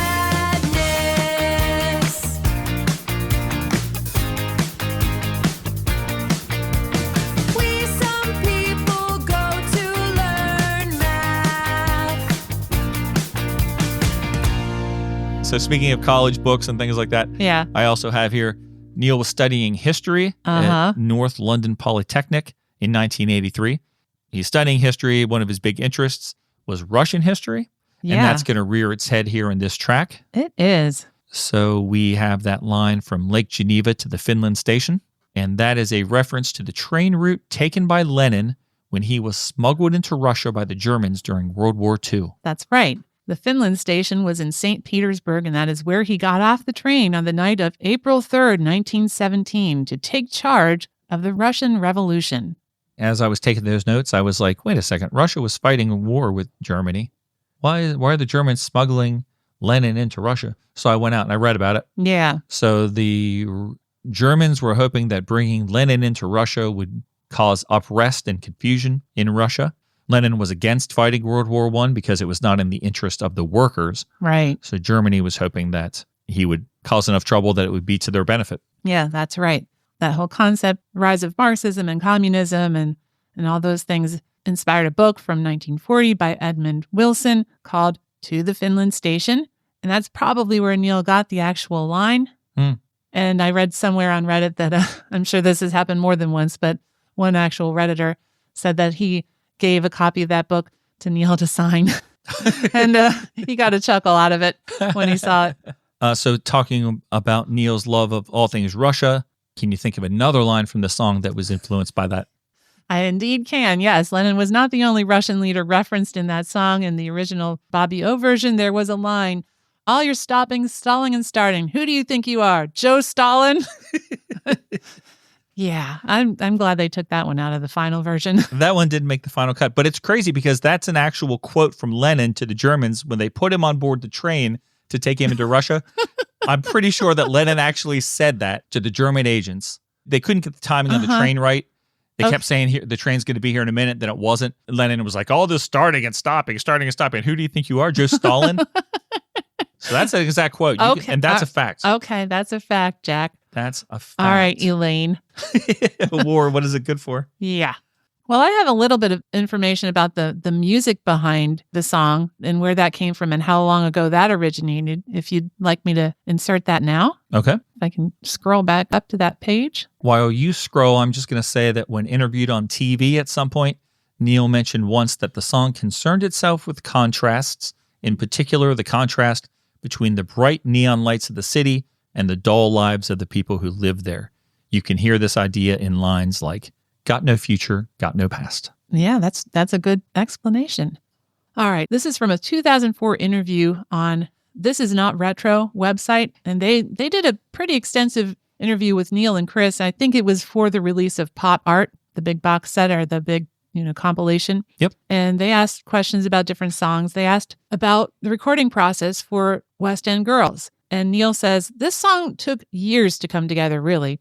When I lived in Tottenham in the 1970s, I had an old piano, which I bought for 20 quid, and I taught myself to play the piano from the guitar chords. And Barry White was popular, and I wrote this little chord change that I thought sounded like Barry White. Anyway, years later, I was in the studio with Chris, and he was playing something in E, and I played these two chords, which were my Barry White chords. And then Chris put the dum, dum, dum, da-dum-de-dum, dum, and it was instrumental. And then I went home taking the cassette with this, and I realized this rap that I'd written, because we were very much into rap music in the early 80s, like Grandmaster Flash, The Message. I'd written this rap in the style of The Message, and I realized that when you got to the bit where the chorus went up, you could sing, in a West End town, dead end world. I thought, oh, that's good.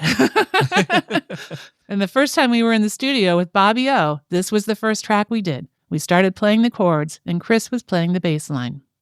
All right, so you have us in the studio with Bobby O, Sarah. Yes. Very exciting times. We were laying down some of the first Pet Shop Boys songs in the studio, and I read that the Bobby O version of West End Girls samples the snare and the kick drums from Bowie's Let's Dance. Oh, really? That's what I read. That's interesting. Yeah. They said that the drum pattern is modeled on Michael Jackson's Billie Jean. I did see that. And that he took those samples from Bowie to create the drum pattern. All right. Well, borrowing from two icons, so I guess that's a smart move. Yeah, right. Yeah, I don't have a lot of notes on the Bobby O version of this one as far as the recording goes, but I did read that he played most of the instruments on West End Girls, including the jazz riff at the end of the song, and that Chris Lowe played one chord and the bass line. Wow, that's crazy. Yeah. Hard to imagine Chris just hanging out and not doing much. Again, I think he was so enamored with Bobby O, he's probably like just staring there. I picture him like Fletch playing the one note on the keyboard or something, and just kind of like, oh my God, I can't believe we're here. In a Western town, a dead end world, the Eastern boys and Western girls.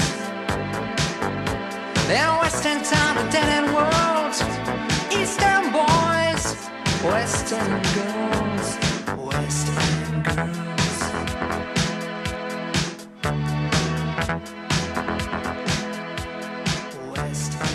So with Bobby O owning the rights to West End Girls, One More Chance, and Pet Shop Boys, the song, his company milked these songs for all that they were worth, releasing remix collections many times over the years. Remix CDs came out for West End Girls in 1986, 1988, 1992, 1995, 2005, and 2020.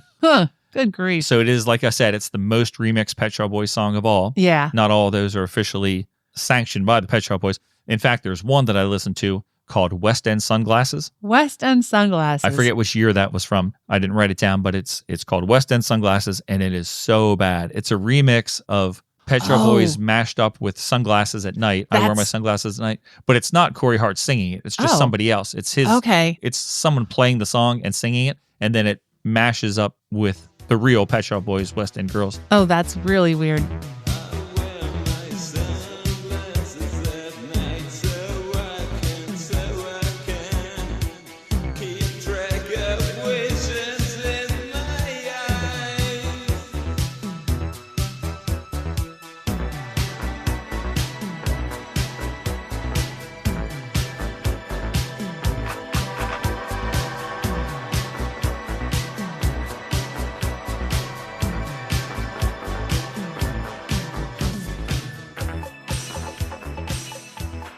I do remember seeing some kind of a mix of those two songs listed on an early Discogs entry. That's it. But I thought it was actually just those two songs. You know how they do jukebox singles and they put like two songs by different artists? But I thought that's what it was. No, it's actually a remix. Ugh. Yeah. Okay. So after the experience of working with Bobby O, we've spent so much time talking about, they then go to work with Stephen Hague. So let's talk about the Stephen Hague version. In the Guardian interview, Neil says, "We spent a week in Advision Studios, and at the end, we had this much smoother version. But was it going to be a hit? We discovered," this is interesting, I think this is cool, "we discovered that the Bobby O version had done a lot of work for us, because when the Hague version came out, people said, 'Oh, do you not know this record? It's great.' And that happened in Europe and America. The record gradually became a hit in Britain, and then it was sort of effortless. We were, of course, completely spoiled by the process, that we just had a hit record in America immediately without doing anything." Oh, that is interesting. So that first version did kind of pave the way for them for the success with the second version. Mm-hmm. That is very interesting. As I think about that, I'm like, who would have known it? I guess it would have to be people who were older than us at the time that could get into dance clubs, because yeah, people in their us early sitting 20s. there as a 14-year-old listen to the pop radio station, we're not hearing that. When the Pet Shop Boys came out, we had no knowledge of them. No, and we didn't know they had a history. We didn't live near cool metropolitan areas like Right. Los Angeles or New York, where they have so many radio stations and they get those, they have those alternative channels, WLIR, K-Rock. They're playing the lesser known songs. We didn't really have that. Yeah, I suppose it makes a difference how old you were and where you lived at the time. And here on my notes, this is where I have the note about the Smash Hits employee, David Bostock, who he was the assistant designer at the magazine, and he listened to Neil's cassette. He's the guy that listened to the rap song on okay. the cassette. Neil says, immediately after recording the song, I went back to Smash Hits, and I played them 3 of the 4 tracks. And hey, look what I did. But he said, I didn't play West End Girls because I was embarrassed about me rapping. So then that guy, Dave, he takes the cassette home, and he listens to it at home. And then next time when he saw Neil, he was like, I like that rap one. And Neil says, I said, do you? I think it's a bit embarrassing. And Dave said, no, it's great. So Neil says, I always think in making a record, and particularly a hit pop record, there's an enormous amount of luck and serendipity. The way this record came about is not like the making of any of our other records. It's a total one-off. And I think that the record itself is really. He thinks the record is a one-off? Yep. Huh. Not a one-off with their success anyway, thankfully. It's obviously not a one-off in the number of times that they're going to record it, because we've already talked about 2 separate recordings of it. Yeah. But there are other versions of it that the Pet Shop Boys have recorded. In 2020, June 1st, they released a lockdown version of West End Girls, if you remember. I don't know if you remember that far back. Oh, that era of time is kind of a blur. Sometimes you're better off dead. There's a gun in your hand, it's pointing at your head. You think you're mad, too unstable, kicking in chairs and knocking down tables in a restaurant in a West End town. Call the police, there's a madman around, running down underground to a dive bar in a West End town. In a West End town, a dead end world. The East End boys and West End girls.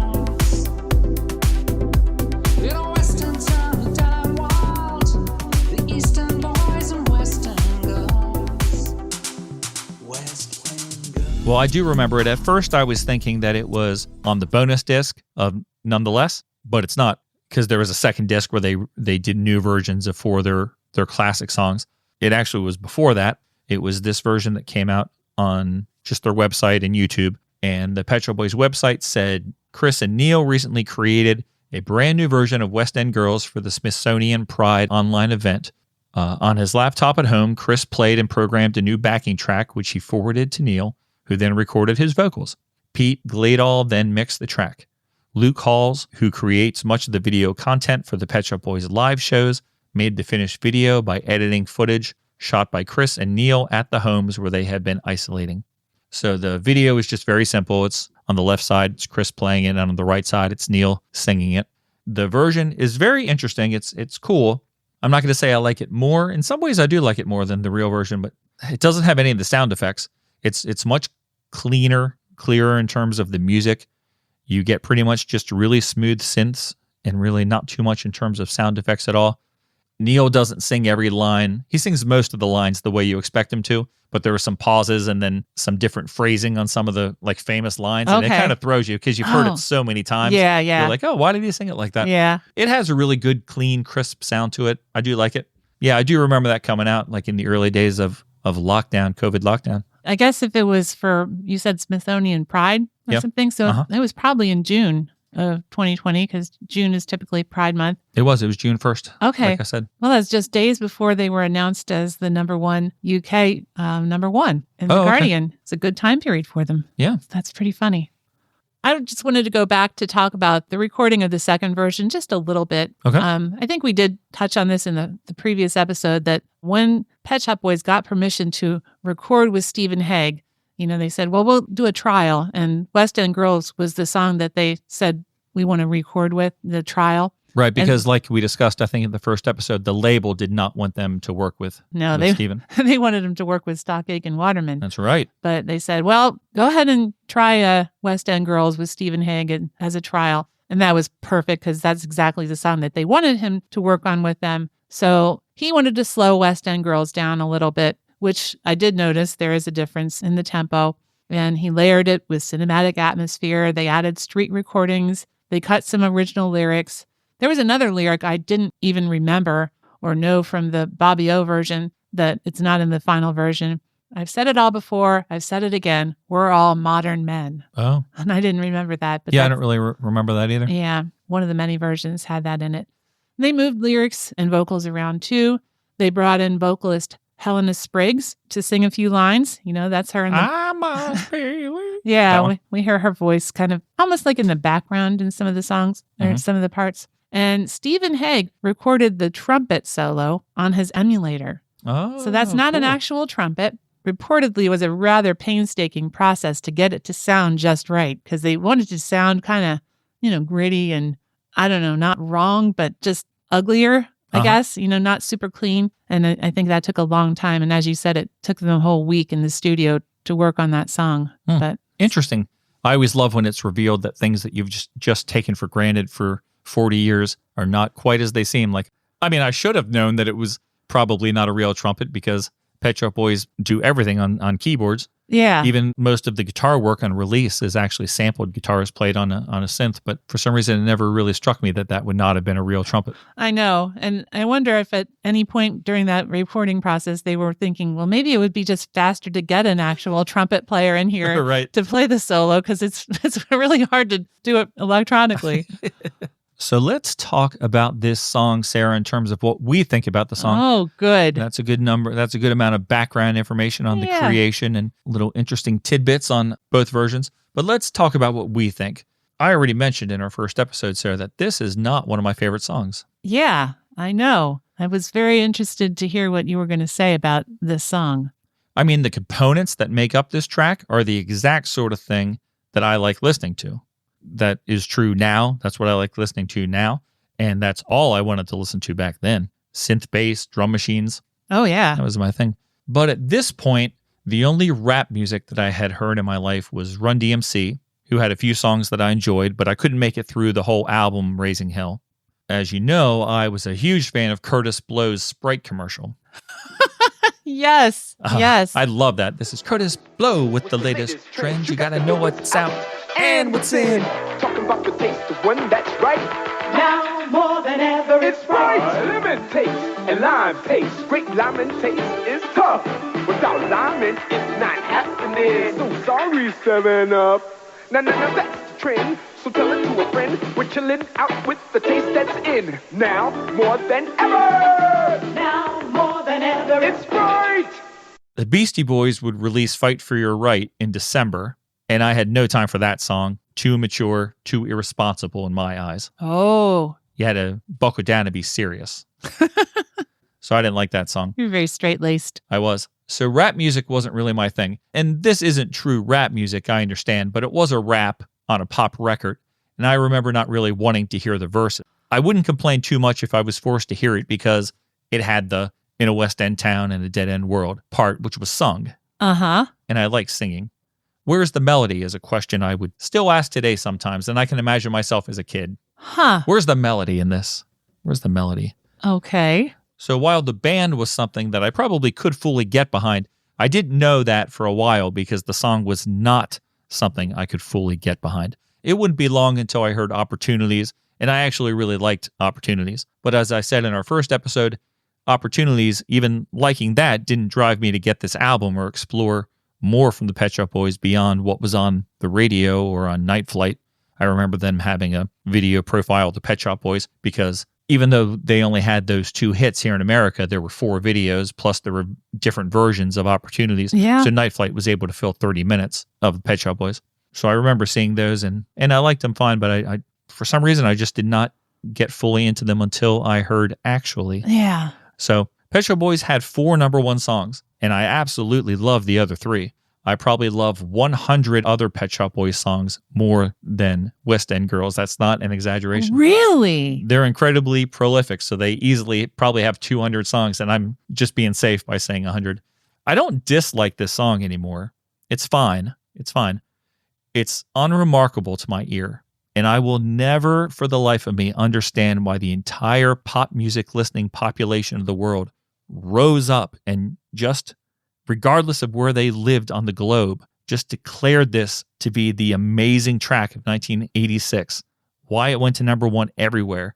But that's cool. You know, we don't have to agree on everything. We like what we like. But to me, keep in mind, I just said the song is fine and I don't dislike it. But to me, this is my least favorite song on this entire album. This is my least favorite. I think this is the worst song on the album. But everyone on the globe is going to argue with me on that. That's fine. I understand that I'm the outlier here. This is more of a me problem because, yeah. I mean, you go onto YouTube, go watch the video on YouTube, and while it's playing, read the comments. 41 years on, people are like, this is the greatest song I've ever heard.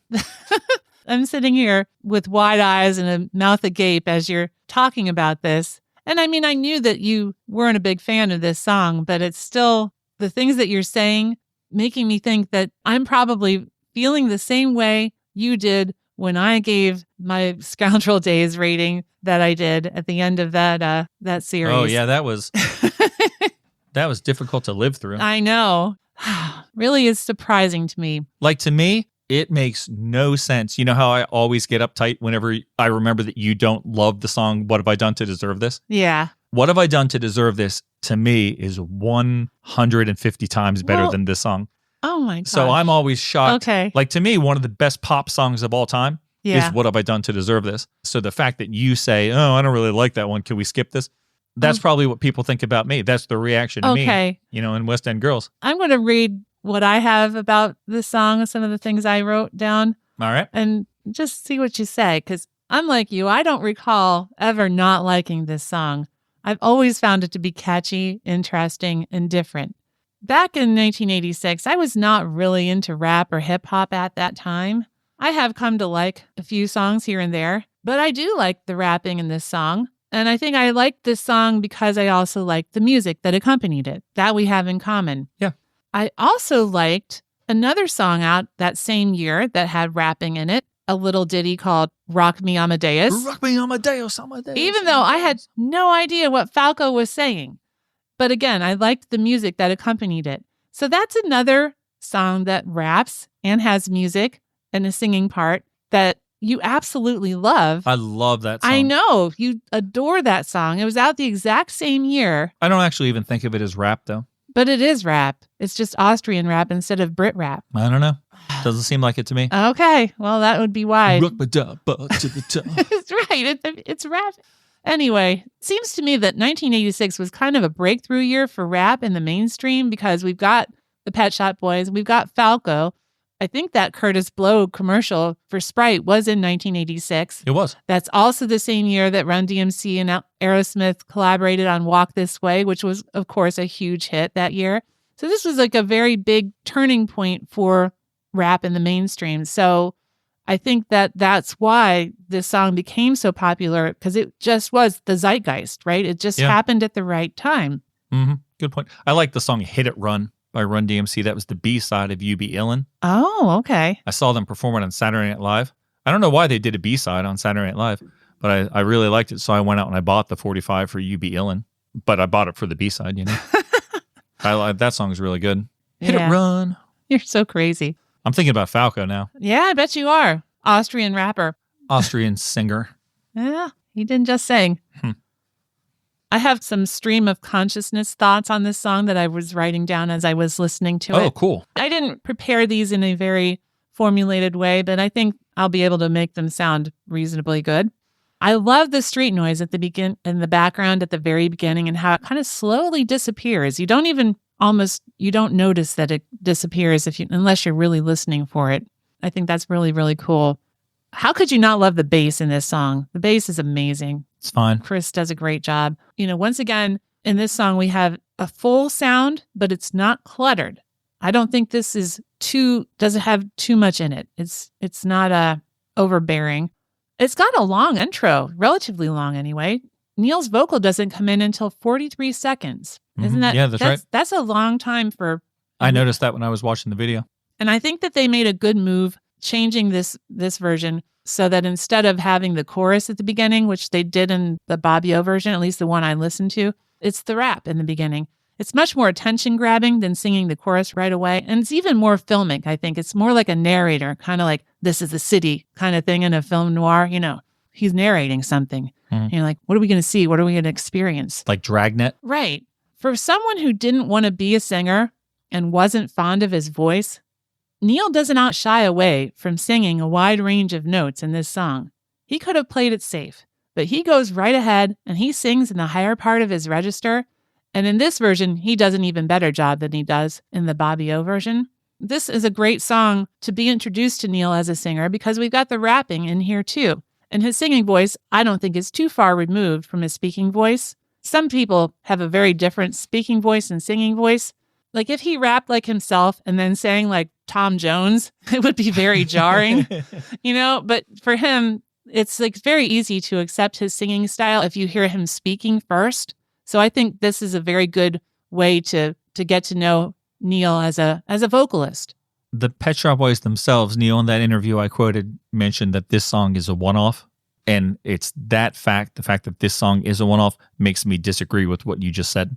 I don't think that this is a great song to get to meet Neil as a vocalist because he's never really going to sing like this again. I think we'll just agree to disagree. We can definitely do that. But I'll tell you one thing that I will give them kudos for, something that is excellent about this song, is the music video. Oh, okay. There are few music videos that more personify the 1980s. Oh, yeah. Than this one. I feel like even if you don't really know much about the Pet Shop Boys, if you haven't followed them since 40 years ago, this video will stay with you. And if somebody says West End Girls, there's probably some part of it you can still pull out of your memory because it's so well made and so striking. Yeah. But the video was directed by the team of Andy Morahan and Eric Watson. And Eric Watson was one of the main photographers for Smash Hits magazine and worked with Neil. That's how he got involved. And he worked on 11 Pet Shop Boys videos from this point up until DJ Culture. So pretty much through like the whole Imperial phase. Right. Yeah. And when Neil and Chris first formed the Pet Shop Boys, Eric Watson was the guy that took the first photographs of them. And he was their main photographer and video director from 1984 to 1991. Right. He's done a few videos for other people. He did a video that I really liked as a kid. I was a big fan of Rod Stewart's Out of Order album. as I think a high school senior. I think they came out in 89 or something. Andy Taylor was on guitar, had like 4 big singles on it. Lost in You, Forever Young, Crazy About Her, which is like my favorite song. I was standing outside the Met one day. That's Rod Stewart rapping. Yeah. You drove by in a black Corvette.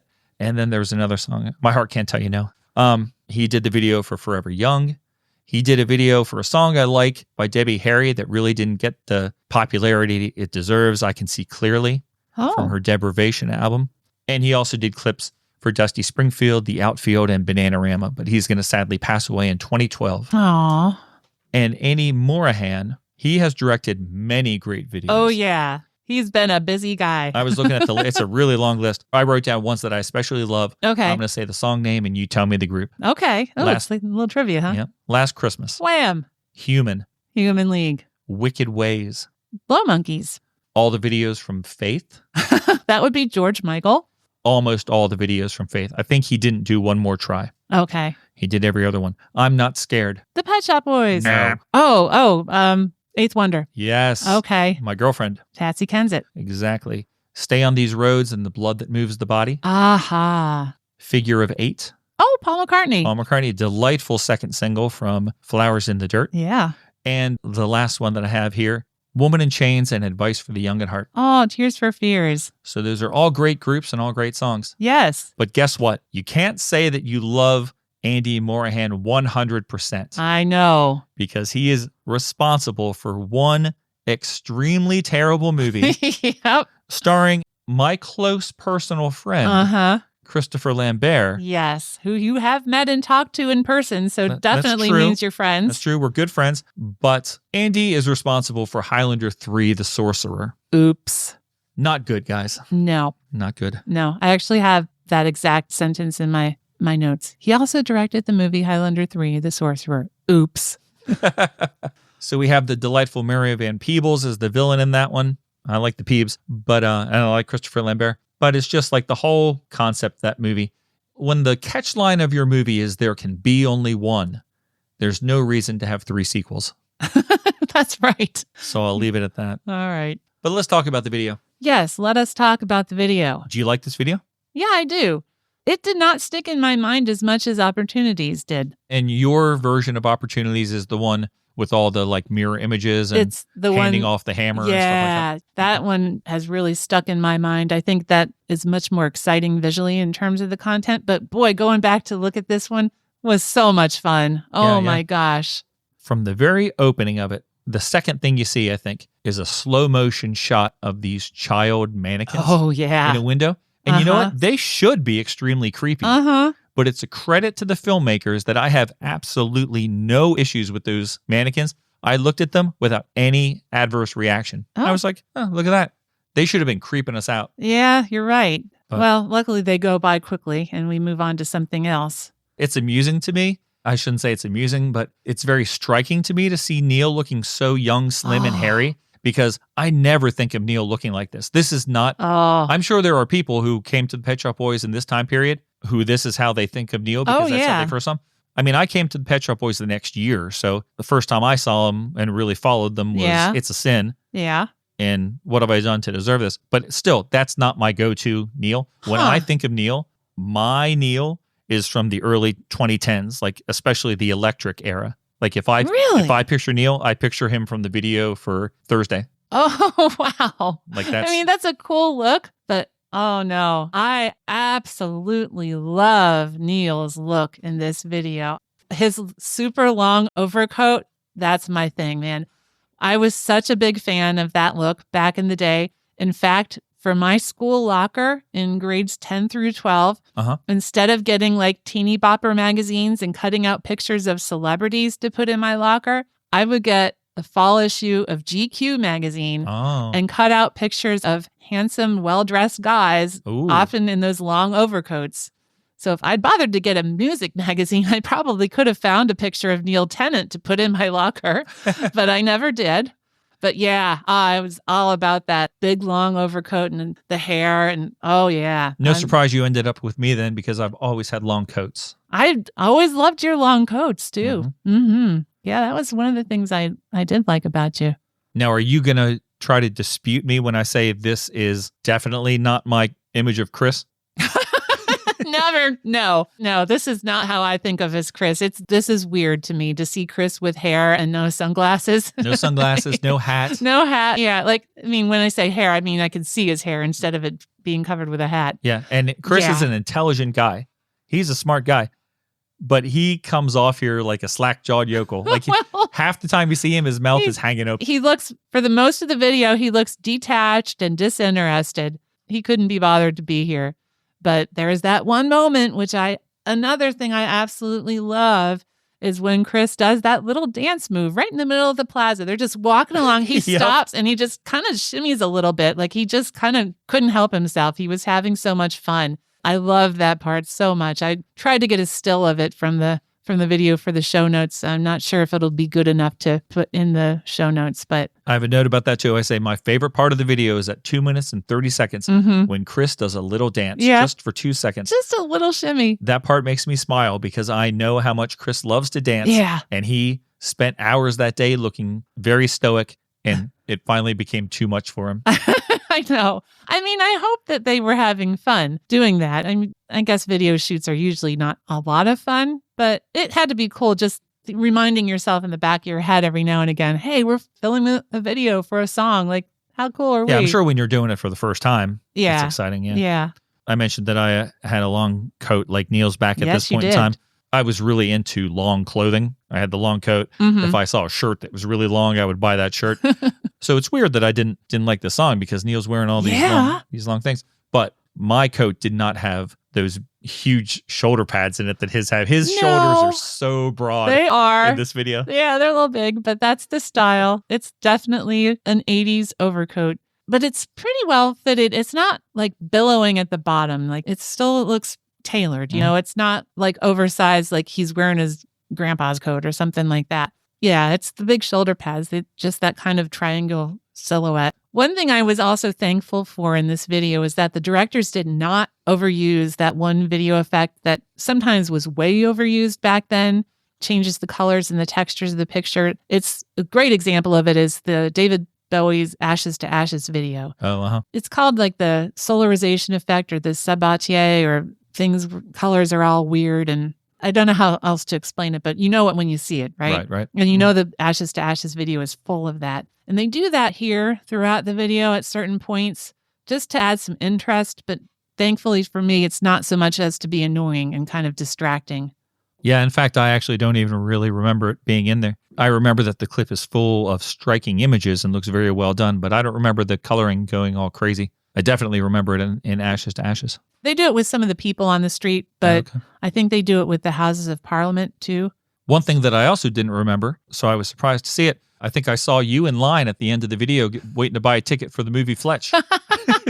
Maybe you did. I love that movie. I just popped over to Leicester Square and bought a movie ticket. Sure. I think of that as being like your movie. I think our movie collection here at our house is basically like 99.8% stuff that I've purchased and brought into the house. Yeah. But I think of two movies as being Sarah movies, and they're both in our collection, Fletch and The Secret Garden. Oh, yeah. Yeah. And I will give you credit. You were ahead of the game on The Handmaid's Tale.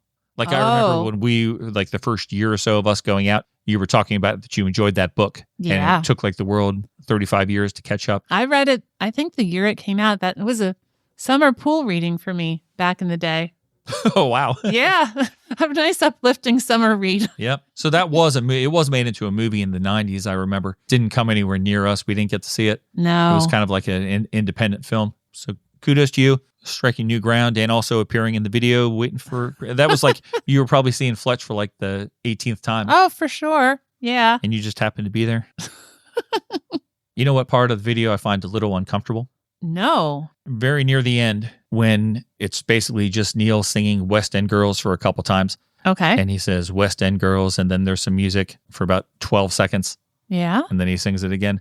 But there's a scene where Neil's face is over kind of on the left side of the TV, and he says West End Girls, and then he looks to the side, and you think the camera is going to focus on something else, maybe crossfade like another image, but it doesn't. It stays with Neil for the entire time. That's true. And when he sings it again, he looks back at the camera, but it's like he looks away from you like you're dismissed, but then nothing changes. Every time I see it, I'm like, this part is so uncomfortable. Yeah, you're right. I do remember that now that you're describing it. And it is a little unnerving. I don't know if he didn't realize, oh, wait, I'm going to have to keep singing. And well, why didn't they just edit something else in there? Or I know. Did they want to cause that kind of? Maybe they wanted to cause the viewer discomfort. Yeah. It was almost over. I guess at that point, it's okay to cause you discomfort. But I wouldn't want to be discomforted too early on because you might just change the channel. So I have only one more observation about this video, Sarah. I don't know if you have much more to go on. No, not really. So I'm going to say the best thing about this video and the best thing about this song is that they inspired Flight of the Conchords to record and film Inner City Pressure, which is actually awesome. So you think maybe you'll be a prostitute just to pay for your lessons, you're learning the flute. Ladies wouldn't pay you very much for this. Looks like you'll never be a concert flautist. You don't measure up to the expectation. When you're unemployed, there's no vacation. No one cares, no one sympathizes. You just stay home and play synthesizers. All the love that you people feel for West End girls, I feel for Inner City Pressure. You know you're not in high finance considering secondhand underpants.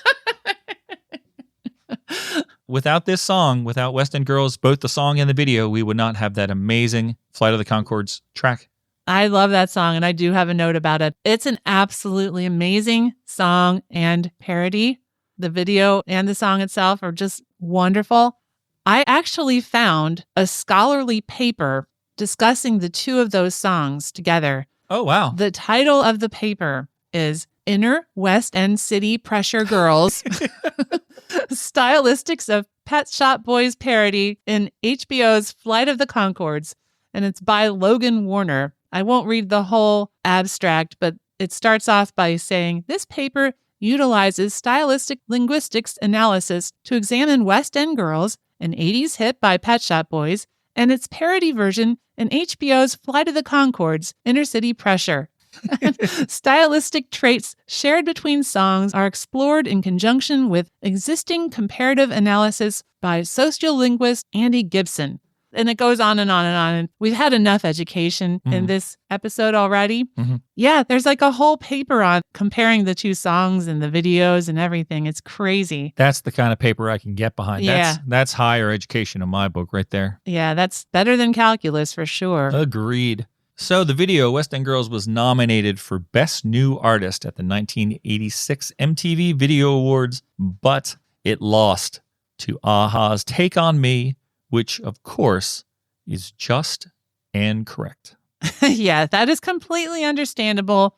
Pretty much any video you're going to put up against Take On Me is going to lose to Take On Me. You know, thankfully, Sledgehammer and Big Time didn't come out till a couple years later, because I think this would also be in the running for, you know, top videos of the 80s. Without doubt. So this is a huge song, even to this day, and I will admit that I am in the minority among pop music listeners with my thoughts on it. Go onto YouTube where the video is over 239 million views. Read the comments down below, and they are filled with people saying things like, if you are reading this, you have the best music taste ever. Or, it is 2024. I am 74 years old, and I still love this like the day I first heard it. And someone even says, 500 years from now, someone will play this song, and they will say, this sounds so modern. Yeah. So it's pointless for me to claim that this song hasn't made a huge impact on people. Right. So I would never even try to do that. Like I said, people like what they like. Everything I had to say about it in terms of my opinion is on me, and that's just my opinion. One of the things that interested me from the Guardian interview with Neil was his comments on the legacy of the song from a queer perspective. The Guardian said, does West End Girls have a queer perspective, or has that been retroactively applied? And Neil says, I don't think it does. I think it has an outsider perspective. Ultimately, it's a celebration of heterosexuality, and he laughs. Some of the East End boys might be getting together with West End boys. The idea is really that opposites attract. The glamorous, posh girls and the beautiful, rough East End boys all meeting in the West End and going clubbing or something. This was a very exciting time for clubbing in the West End of London. You'd go to the Wag Club and see George Michael dancing. We'd go to Heaven, where you heard Bobby O records and High Energy. You'd go to the Camden Palace and be in the Star Bar chatting to Spandau Ballet. And of course, I knew them all because of Smash Hits. And so the excitement of all these clubs went into our song. I lived such a busy life. I had a job at Smash Hits. Chris and I used to go to the studio and then we'd go out. I would go to bed at 2 a.m., 3 a.m., and be at Smash Hits at 10 a.m., 5 days a week. Chris and I felt we had a new thing, gay, high-energy dance music and hip-hop. I remember the record company people from Factory came into the office one day saying, the next thing's going to be Manchester meets New York. I immediately felt jealous because that's what Chris and I wanted to do. So I love that he says, yeah, it could be a bit queer, but I think it's interesting that he says the song celebrates heterosexuality because I don't think the general pop listener here in the U.S. realized that the Pet Shop Boys were gay until the video for Domino Dancing. And of course, that was the last time they hit our top 40. That's true. It's both interesting and sad. Yeah. And I'm glad you brought that up because it made me realize I missed something in my notes that I would like to bring up now. I think it's timely. It's about the lyrics. And one of the group's favorite hangouts gets a mention in the lines, there's a madman around running down underground to a dive bar in a West End town. The King's Head and Dive Bar was in the Chinatown section of London. Upstairs was the King's Head, and in the basement was the dive bar, which is where Neil and Chris like to hang out. Neil said to Phil Marriott, it was a very funny place where they used to play soundtracks or Barbra Streisand on a vinyl record player. There would be just a few guys singing.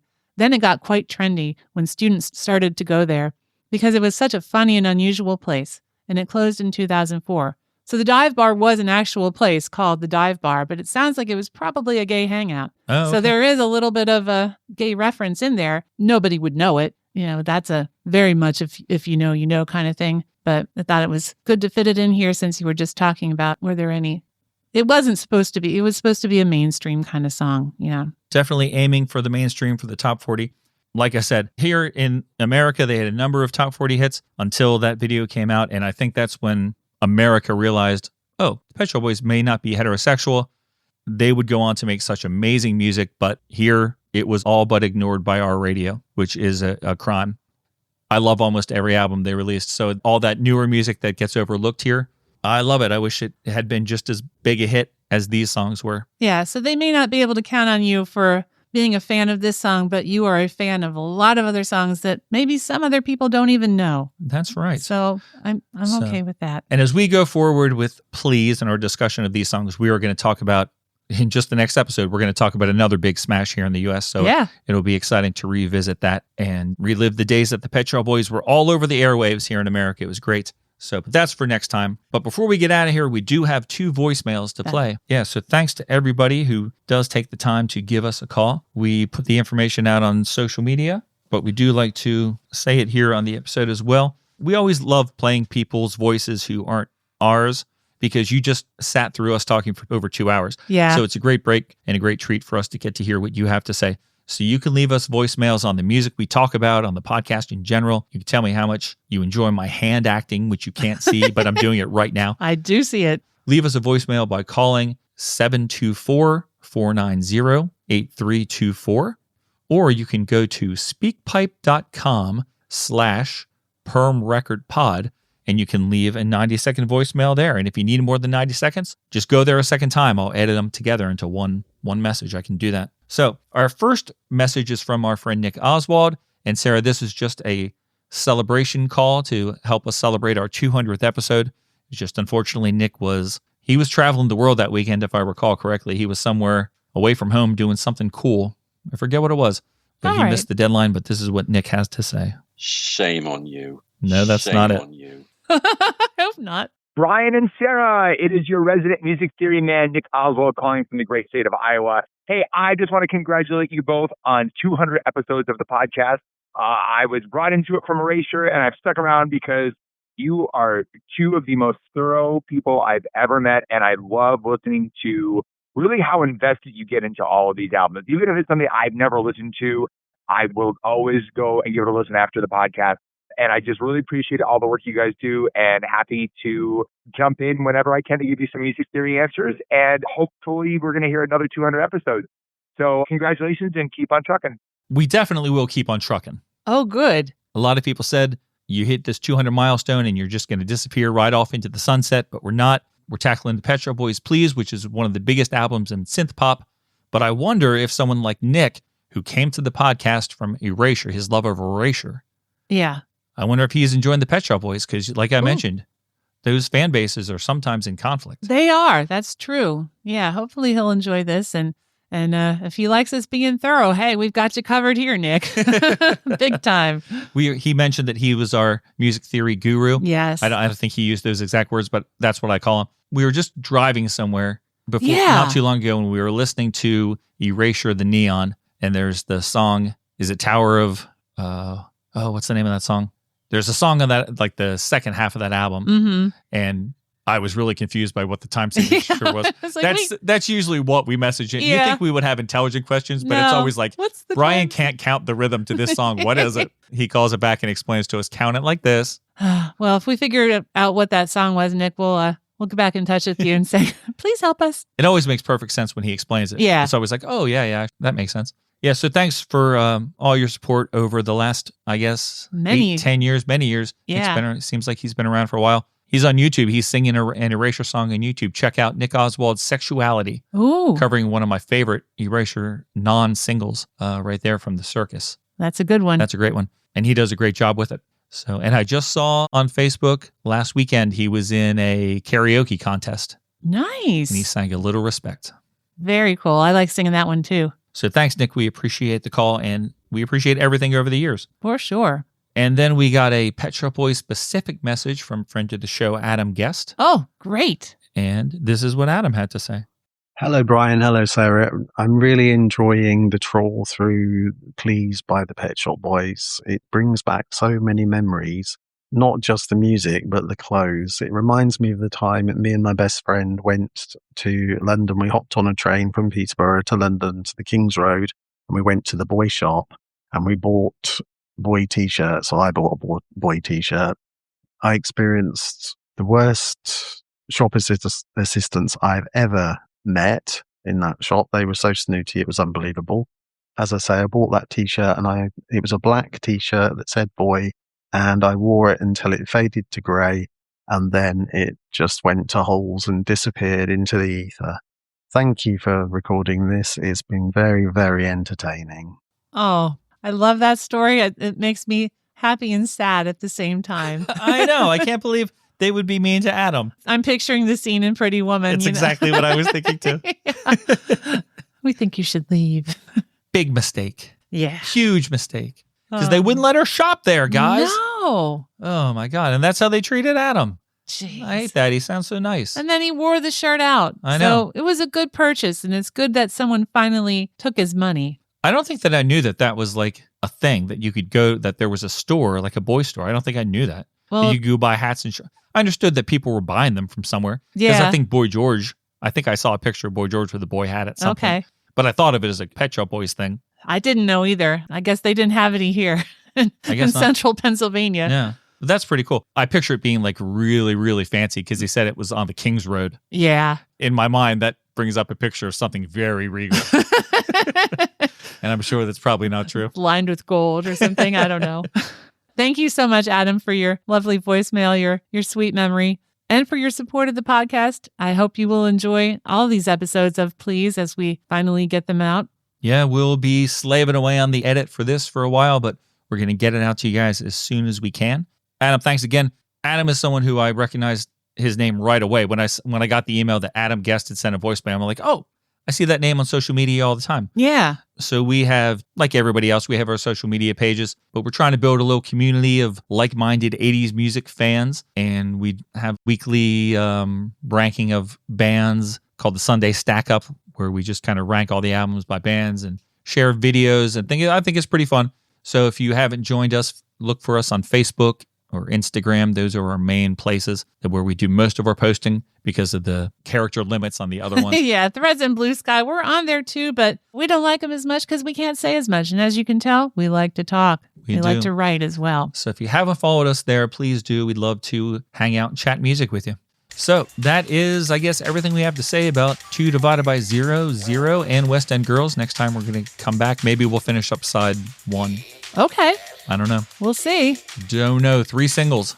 Three singles singles left to talk about. Oh, yikes. That means 3 videos, 3 sets of chart releases. No way we'll finish side 1 next time. No, that's just not going to happen. But we will talk about 2 awesome songs. We will.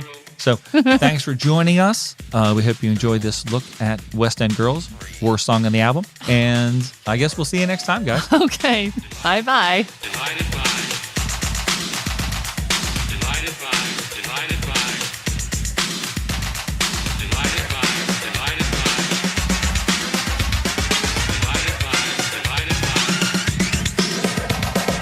Let's not go home, we'll catch the late train.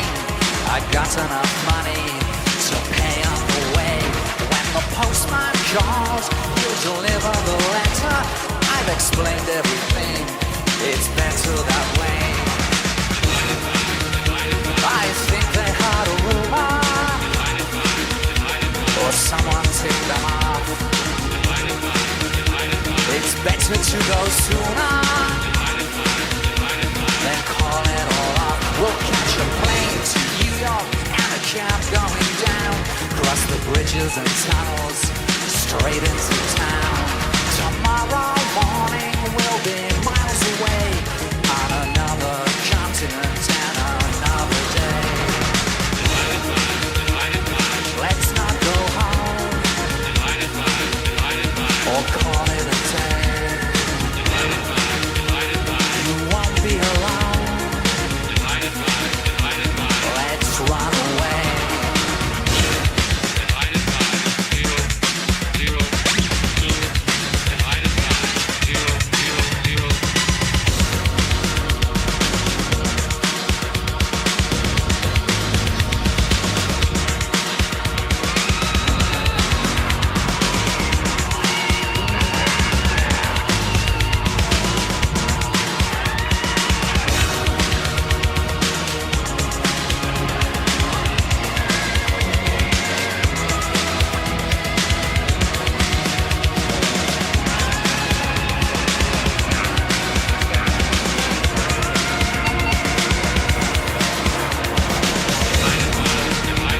Someone spread a rumor,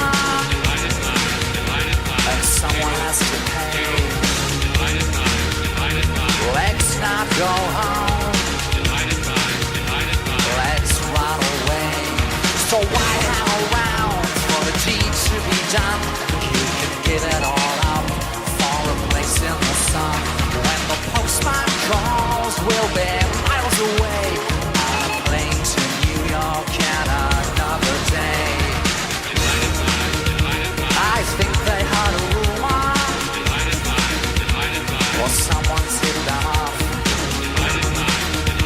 It's better to go sooner